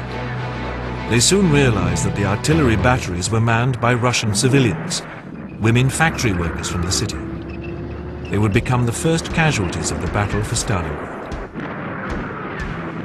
The following night, after the panzers had reached the suburbs of the city, the Luftwaffe launched a massive bomber raid. The fires lit up the night sky. Nearly 40,000 people were killed.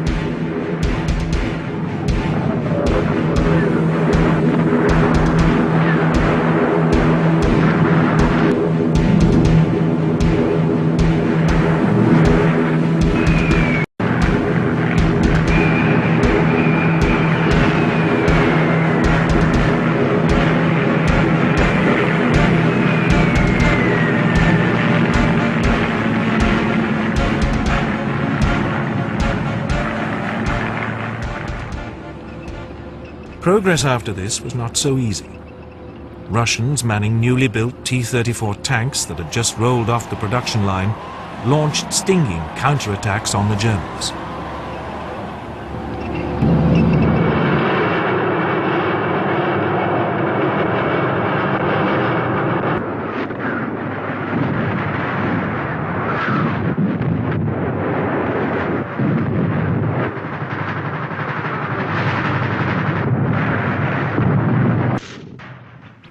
By the 13th of September, the Russians had retreated from the outer suburbs into the city centre, where the panzers had no advantage.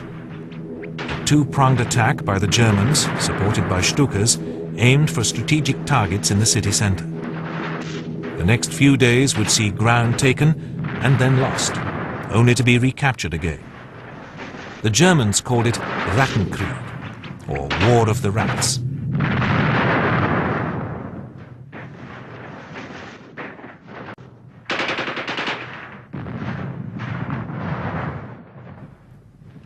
The Luftwaffe found it impossible to pinpoint targets in the narrow streets, and while air raids destroyed the buildings, the Russians took cover in the cellars. The next few days would see fighting from street to street, house to house, even room to room.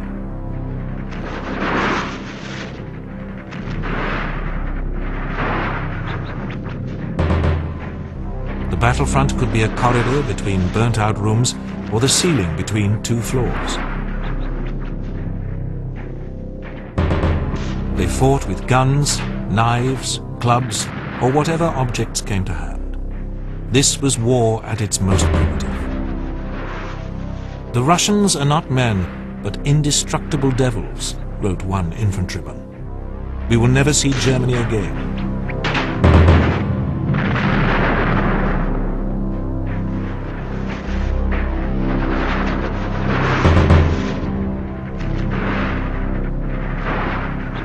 Slowly, the Sixth Army advanced until they held the city centre. But the vast industrial area to the north was still held by the Russians. The Germans also faced artillery bombardment from the other side of the Volga River. Another danger for the Germans was Russian snipers. One Russian named Vasily Zaitsev killed 242 Germans.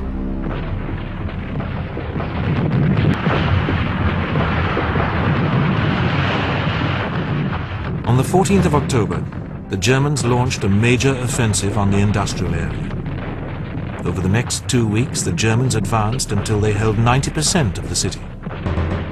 The remainder offered no strategic advantage, but the Germans desperately needed a victory, and Hitler declared, "No power on earth will force us out of Stalingrad."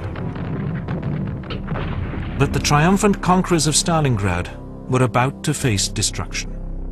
The Red Army was massing troops and armor for a devastating counterattack. By the 19th of November, winter had set in, and an icy mist enveloped the city. Then, as the mist lifted, it revealed screaming Romanian troops fleeing a massive advance by the Russians. At 7:20 a.m., the Soviets unleashed a furious artillery barrage. Then the tanks of the Soviet 5th and 21st Armies advanced towards the city. 500,000 troops followed behind, commanded by Major General Nikolai Vatutin.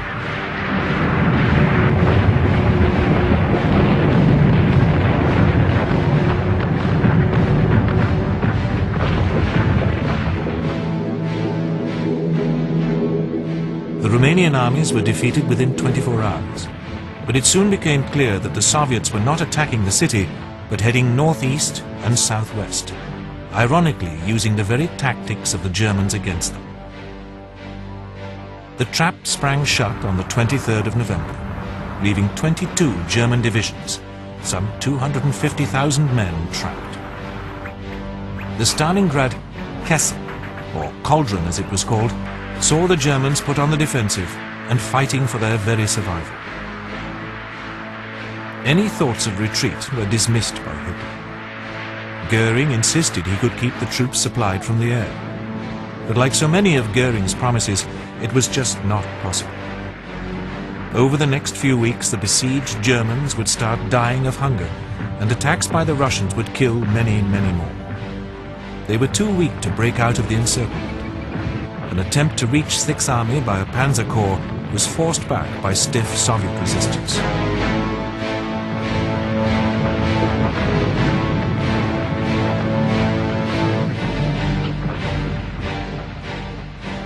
By January, the Russians were massing troops to take the city by force. An offer to surrender was made to Paulus, but Hitler decreed Sixth Army should fight to the death.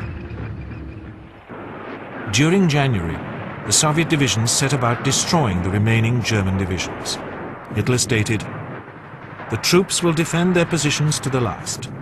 The Sixth Army has thus made a historic contribution in the most gigantic war effort in German history."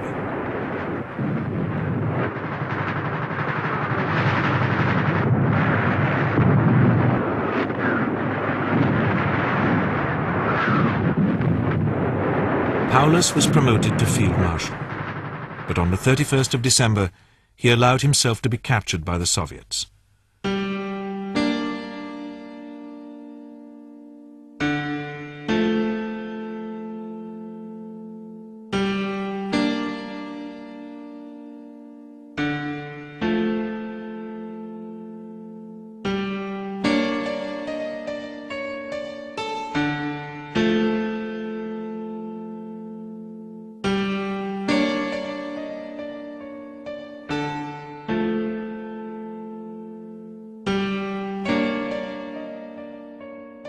The German survivors were harshly treated by their captors, a fate that was in store for millions of Germans over the next few years.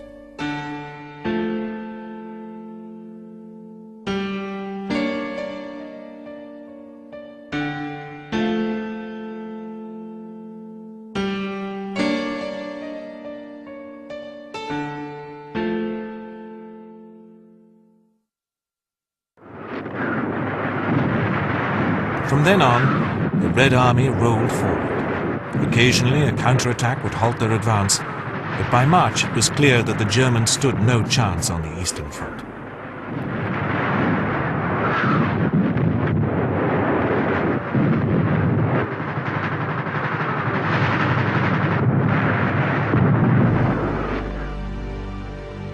Hitler decided that an attempt should be made to halt the Russians.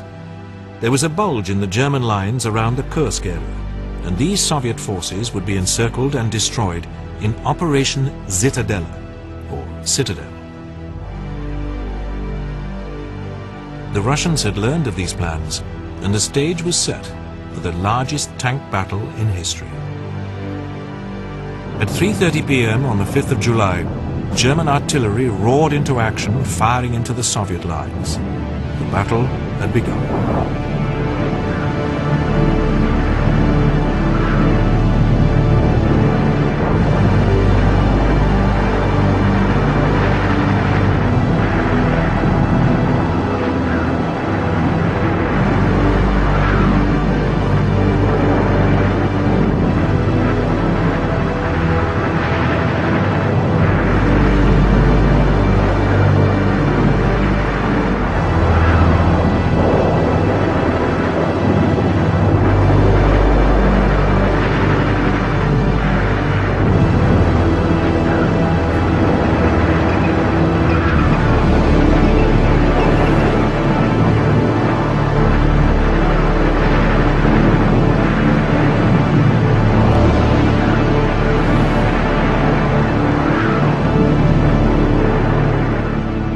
8 days later, the Germans had not achieved their objectives. The gamble at Kursk had not paid off. And to make matters worse, the Allies had landed on Sicily. The tide had inexorably turned. From here on in, the Soviets would maintain their offensive, and the Germans would eventually end up retreating all the way to Berlin. After the defeat of the last German forces in North Africa in early 1943, the Western Allies had a real strategic decision to make. If they were going to attack German-occupied Europe, where would the attack be made?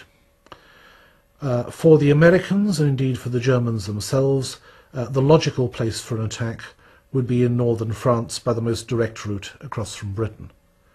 However, the British argued against the Americans successfully for in 1943 a continuation of a Mediterranean strategy, with the invasion first of all of Sicily and then of Italy.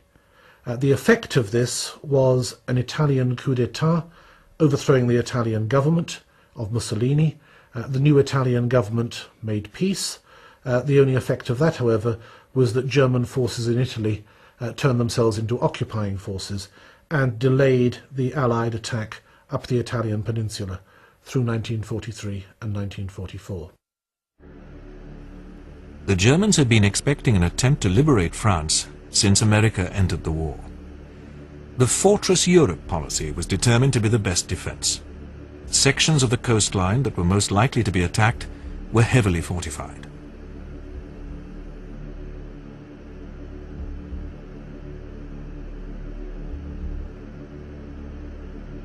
Hitler gave Rommel responsibility for coastal defense from Holland to the Loire Valley. He set about it with vigor, strengthening the patchy defenses of the so-called Atlantic Wall.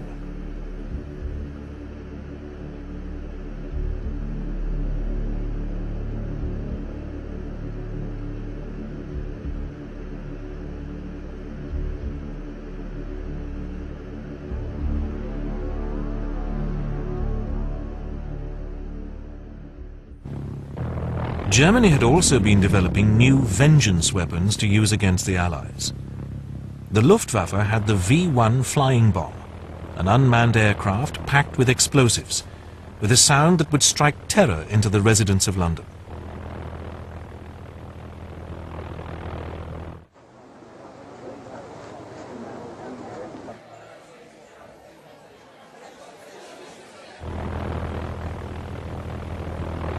As the sound of its faltering motor died, it would plunge to the ground, destroying whatever was underneath it.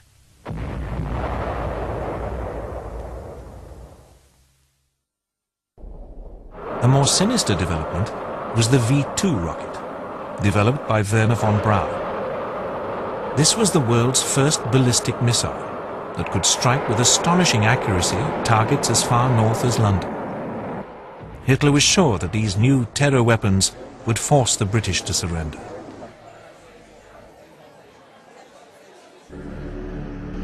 The general consensus amongst the German High Command was that a possible Allied assault would take place by the short sea route from Dover to Calais. In fact, the Allies had been amassing a phantom army in the area to convince them that this was the case. But by March, Hitler decided that Normandy was more likely, and he ordered Rommel to strengthen the defences on that area of the coast. But by May, he was now convinced that the main thrust would attack Calais. Despite protests from Rommel, he moved his best panzer divisions north. A German sentry looking out over the English Channel on the 6th of June 1944 would have seen a chilling sight. An unending line of ships the size of a city was heading straight for the Normandy beaches. The Allied invasion had begun. They came ashore on a 60-mile stretch of the coastline, catching the Germans completely by surprise. Bad weather for the past few days had made German reconnaissance impossible, and it was thought no landing would be attempted under those conditions. They couldn't have been more wrong. 1,200 warships and 4,200 landing craft would deliver 6 divisions of American, Canadian and British troops onto 5 locations on the Normandy coast.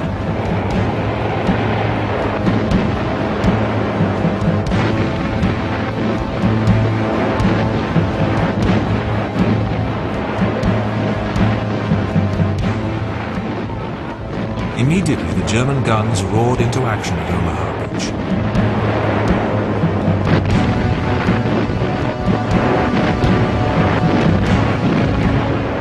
Over 1,000 Americans would be killed by morning. But the warships were already pounding the German defenses, and by late morning, the Americans had broken through. Utah Beach was different. Here, the Allied troops easily overcame the German defenses. They took the beach within a few hours with only 200 casualties. Gold Beach was also taken easily, and the British 50th Infantry broke through and advanced inland. But they were slowed by German counterattacks, leaving them short of their objective of the town of Caen.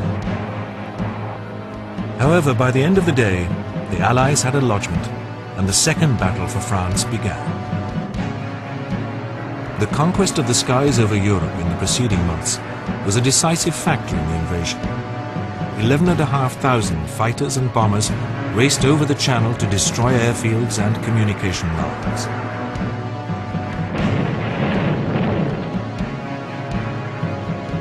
Rommel ordered his panzer divisions forward, but they came under heavy bombardment from Allied aircraft.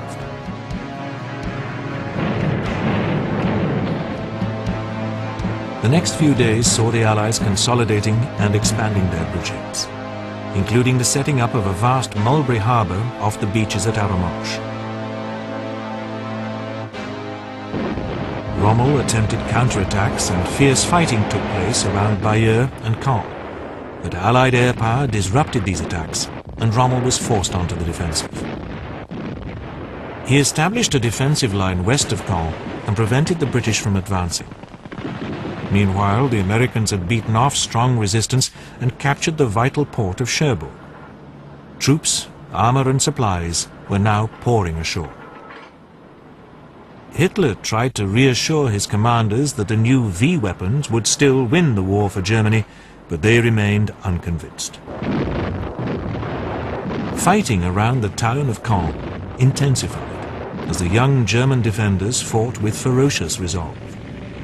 Years of indoctrination in the Hitler youth had assured the loyalty of thousands of young men. But their fate had been sealed when the first Allied troops landed on the beaches of Normandy. The next few weeks would see the Allies advance across France, despite a number of small victories by the Germans. On the 20th of July, an unsuccessful attempt was made to assassinate Hitler by a group of senior army officers. They had hoped that with Hitler out of the way, the Reich could be led out of the war. The trial that followed would see them all executed. Rommel was implicated in the plot and was forced to commit suicide rather than face trial. The Germans said he died from injuries sustained in an Allied attack and was buried with full military honors. The Allies continued their advance. The Americans were able to break out from Normandy in an attack which began on the 25th of July, known as Operation Cobra.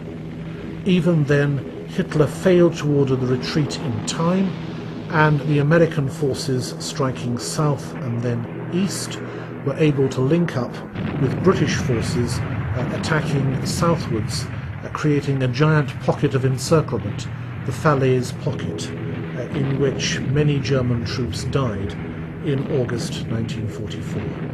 It was a major disaster for the Germans, coupled at the same time with, on the Eastern Front, a major Soviet offensive, Operation Bagration, which again destroyed the equivalent of a German army group, about 30 divisions.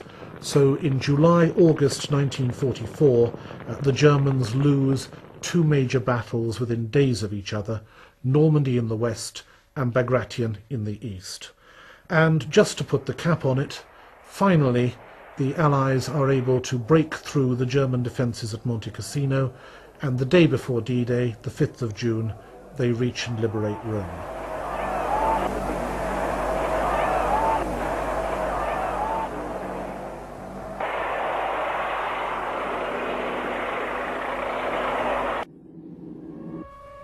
German defenders were still being ordered to stand to the last man.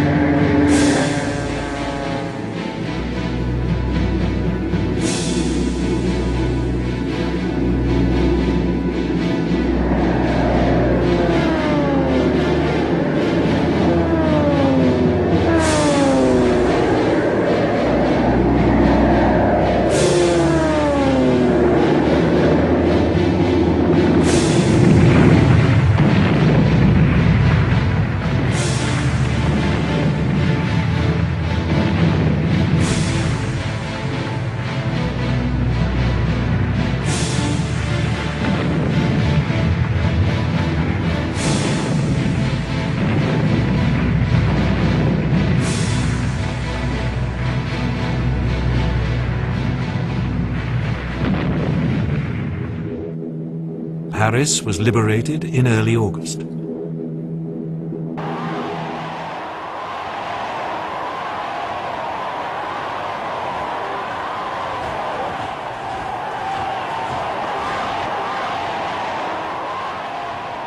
Germans were retreating on all fronts, and occupied German territory was overrun by the Allies or the Russians.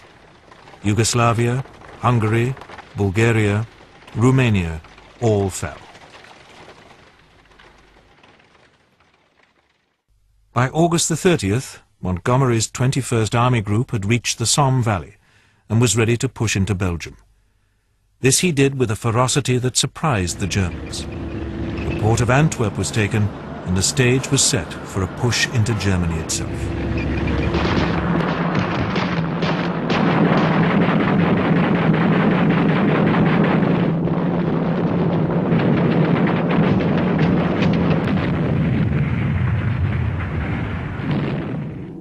For the last few months, Germany had been bombed around the clock by the 8th Air Force during the day and the RAF at night.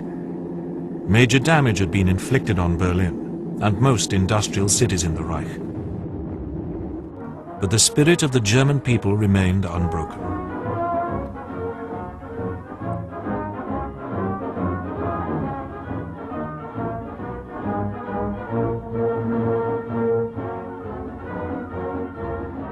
At the beginning of October 1944, the Allies launched their first full-scale attack on the German West Wall defences around Aachen. And by the 21st of October, the first German city had fallen to the Allies.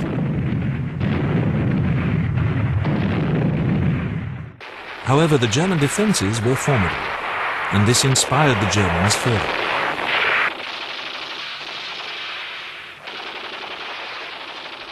Hitler was planning a counterstrike.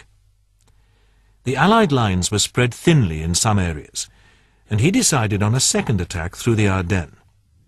He expected his forces to achieve the element of surprise, break through Allied lines and advance to capture the port of Antwerp. The generals were highly sceptical. Sepp Dietrich, commanding 6th Panzer Army, one of Hitler's most loyal supporters, went on record as saying that all Hitler wanted him to do was to cross a river and then go on to take Antwerp with reformed divisions made up of kids and old men and at Christmas, and this through the worst part of the Ardennes in the worst possible weather. In the fog on the 16th of November, the attack was launched, preceded by artillery fire as well as V-1 and V-2 launches. Half the forces available to the Germans on the Western Front poured out of the Ardennes forest. The 5th Panzer Army penetrated 60 miles into the American lines on a 30-mile wide front. The 2nd Panzer Division reached within 4 miles of the River Meuse. The attack created a bulge in the Allied lines, giving the Ardennes offensive its name for posterity, the Battle of the Bulge. The Americans were initially taken by surprise and were slow to counterattack. As the Germans rushed forward, American units were trapped in the town of Bastogne. When an American surrender was demanded, Brigadier Anthony McAuliffe ensured his place in history with a single-word reply: nuts. The unusual thing about the Battle of the Bulge is that history is full of cases of brave, ambitious attacks which nobody thought could possibly succeed and which did, but this was a brave and ambitious attack that the senior commanders on both sides, once they knew about it, said couldn't possibly succeed, and it didn't. It was Hitler's last gamble. The idea, insofar as it was ever going to work, was a political one. What was defeating Germany was the combination of trying to fight the Soviet Union, the United States, and the British Empire simultaneously. The Germans believed they had no chance of a compromise peace with the Soviet Union, and I think they were right, which meant that there was only the possibility of breaking the Anglo-American alliance. The concept behind the Battle of the Bulge was if they could defeat the American forces in their first attack, they would isolate and surround the British forces to the east of Antwerp, and this political shock might have been enough to break the Anglo-American alliance and to lead to some kind of compromise peace in the West. They held on at Bastogne until reinforcements arrived on the 26th of December. By now, the German supply lines were overstretched, and they were running out of fuel. On the 3rd of January 1945, the Allies counterattacked, and 5 days later the Germans withdrew. Hitler's last gamble and the last major offensive of the Third Reich was over. The result of this is that the Germans have used up their last industrial resources and their last trained troops in making this offensive of December 1944. They have virtually nothing left to stop the offensive on the Eastern Front, which the Soviets open in January 1945, which takes Soviet forces from the river Vistula, on which Warsaw stands, to the river Oder, which is within 50 miles of Berlin, in a matter of weeks. By now, the Red Army, under Generals Konev and Zhukov, numbered over 2 million soldiers, 6,400 tanks, and 4,600 artillery pieces. They began a sweep across Poland, capturing territory nearly as fast as the Germans had done 6 years earlier.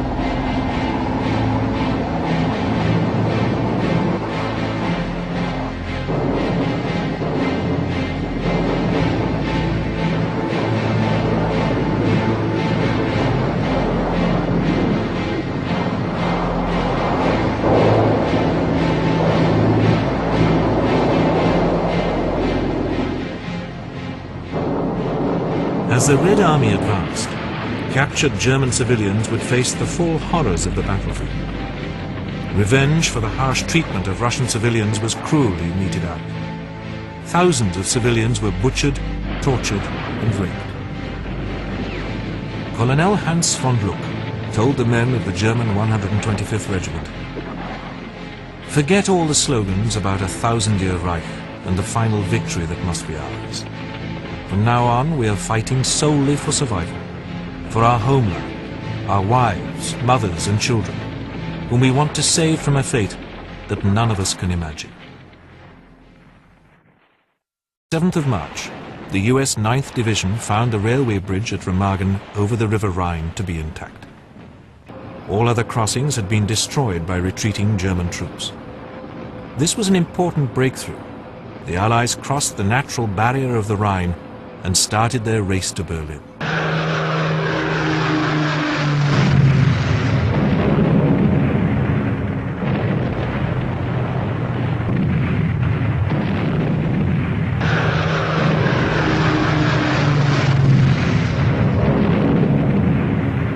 In spring 1945, nobody expected that Germany would be partitioned for almost another 40 years. Most commanders on all sides were thinking simply in terms of getting the war over. The Soviet Union, however, had a better appreciation of the political aspects of needing to dominate Eastern Europe. So for Stalin, Berlin was a target. For the Western Allies, increasingly dominated by the forces of the United States, this was not true. Having agreed a halt line along the River Elbe with the Soviet Union, the Americans and the British were scrupulous in sticking to it, and also there was some concern about the possibility of a German last stand in what Goebbels' propaganda was calling the Alpine Redoubt. This turned out to be a propaganda fiction, no military threat whatsoever, but it was taken seriously enough at the time to cause a diversion of forces towards the south. But in purely military terms, the main concern of the Western Allies at least was to bring the war to a safe conclusion by linking up with Soviet forces without the risk of actually opening fire on them, which is always a very real possibility when Allies meet, and to end the war and go home. On the 25th of April, American and Soviet troops met 70 miles southwest of Berlin.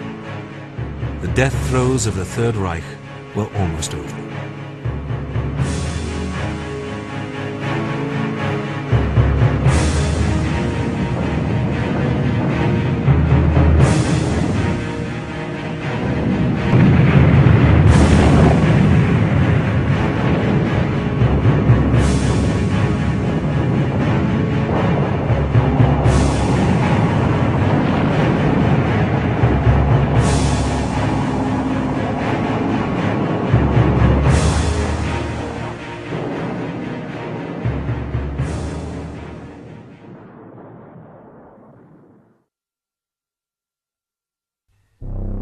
Hitler was by now in his underground command bunker in Berlin.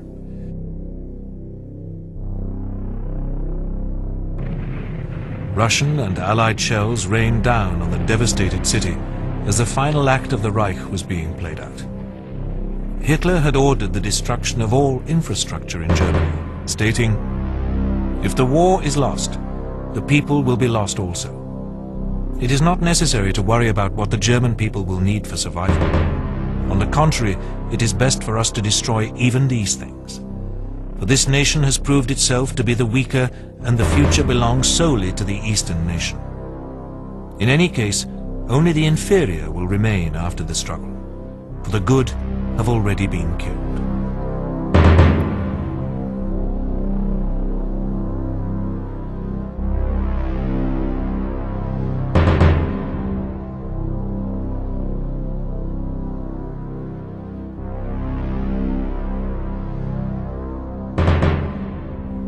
On the 29th of April, he married his long-time mistress, Eva Braun.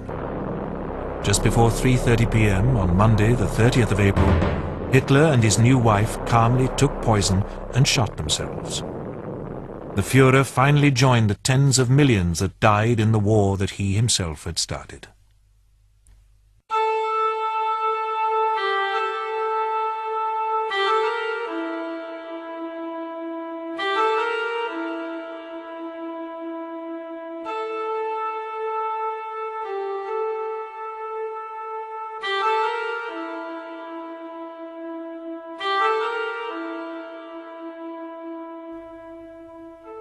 Hitler had decreed that Karl Dönitz was to be the new German leader.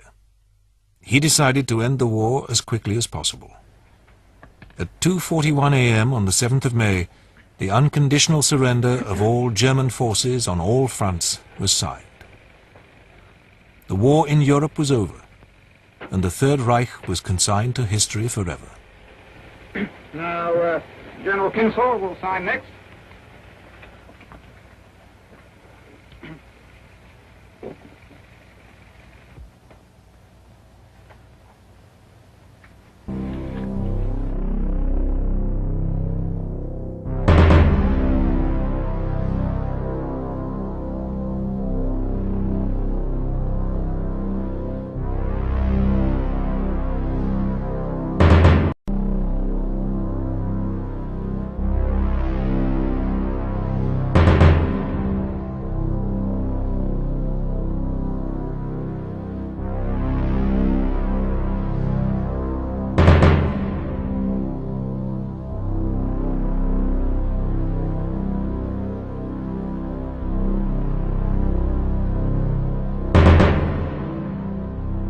It is sometimes asked if the Germans were so very good at fighting battles, how it was they came to lose the Second World War. And the answer is that they lost the war because they devoted so much effort to being very good at fighting battles. They concentrated their best forces, their training, their entire military philosophy into winning on the battlefield. They were poor at the critical areas of military intelligence, of finding out about the enemy, of military logistics, which is supply and transport, and particularly in strategy. Time and time again, they bungle their strategic decisions. Hitler's decision to attack the Soviet Union before Britain is defeated, leading to a two-front war, and in particular, the decision to declare war on the United States in December 1941 are strategic errors of the very first magnitude, and they are not the only ones the Germans make. So, they are very good on the battlefield, but they cannot translate battlefield victory into success in war. But the greatest horrors of the Third Reich only became fully apparent after the war. The systematic murder of millions of people in Germany and the occupied territories.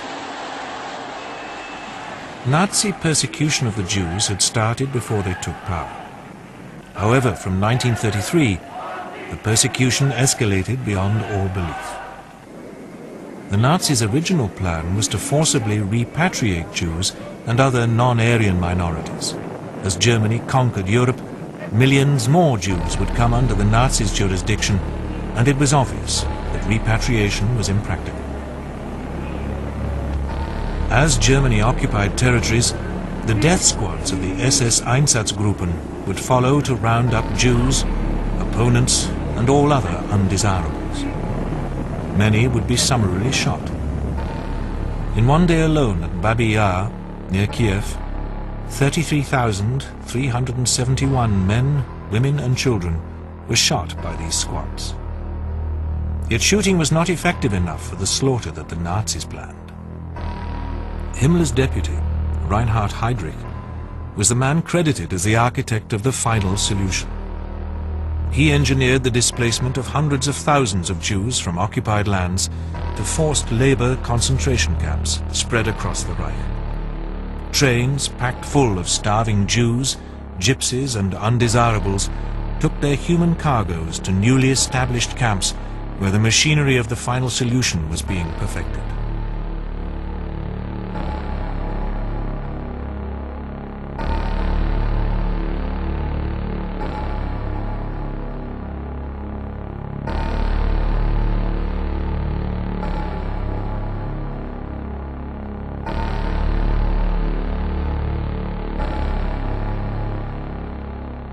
Vast killing machines were being set up to cleanse the Reich of the Jewish problem.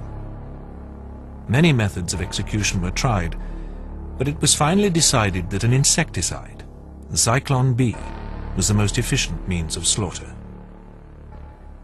As the victims arrived, they were first sorted out. Skilled workers would be put to work at the camp. The rest were ordered to undress, remove any valuables and report to the showers for delousing. They were herded into tiled chambers. When there was no more room, the door was shut and small pellets of Zyklon B were dropped in from the roof.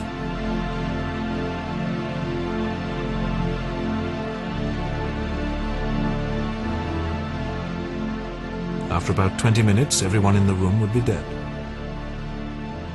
From there, the corpses would be taken to massive crematoria, where they were reduced to ashes. The scale of the killing was immense.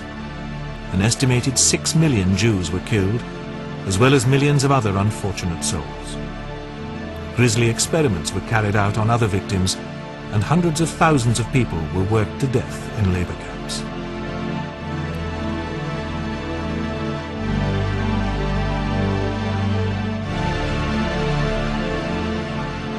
As Germany faced defeat, the SS, who were entrusted with the final solution, tried to hide the evidence. Himmler ordered an end to the killings, and many of the gas chambers were destroyed.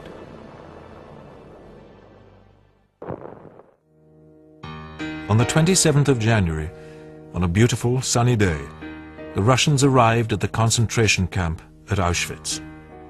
The sight that greeted them would shock the world.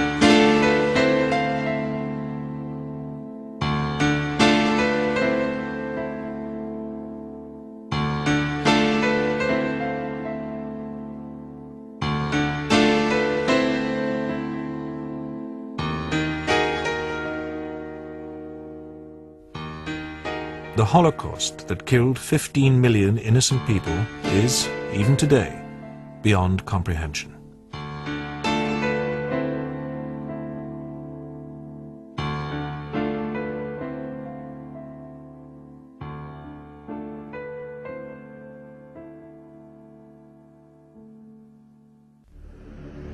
Goering and Himmler would cheat justice by committing suicide. Heydrich had been assassinated in 1942. Trials at Nuremberg would dispense justice to a few of the guilty. But many war criminals would escape justice altogether. Just over 12 years of Nazi rule will live forever as a monument to the depths that mankind will sink. A warning from history that has still not been heeded.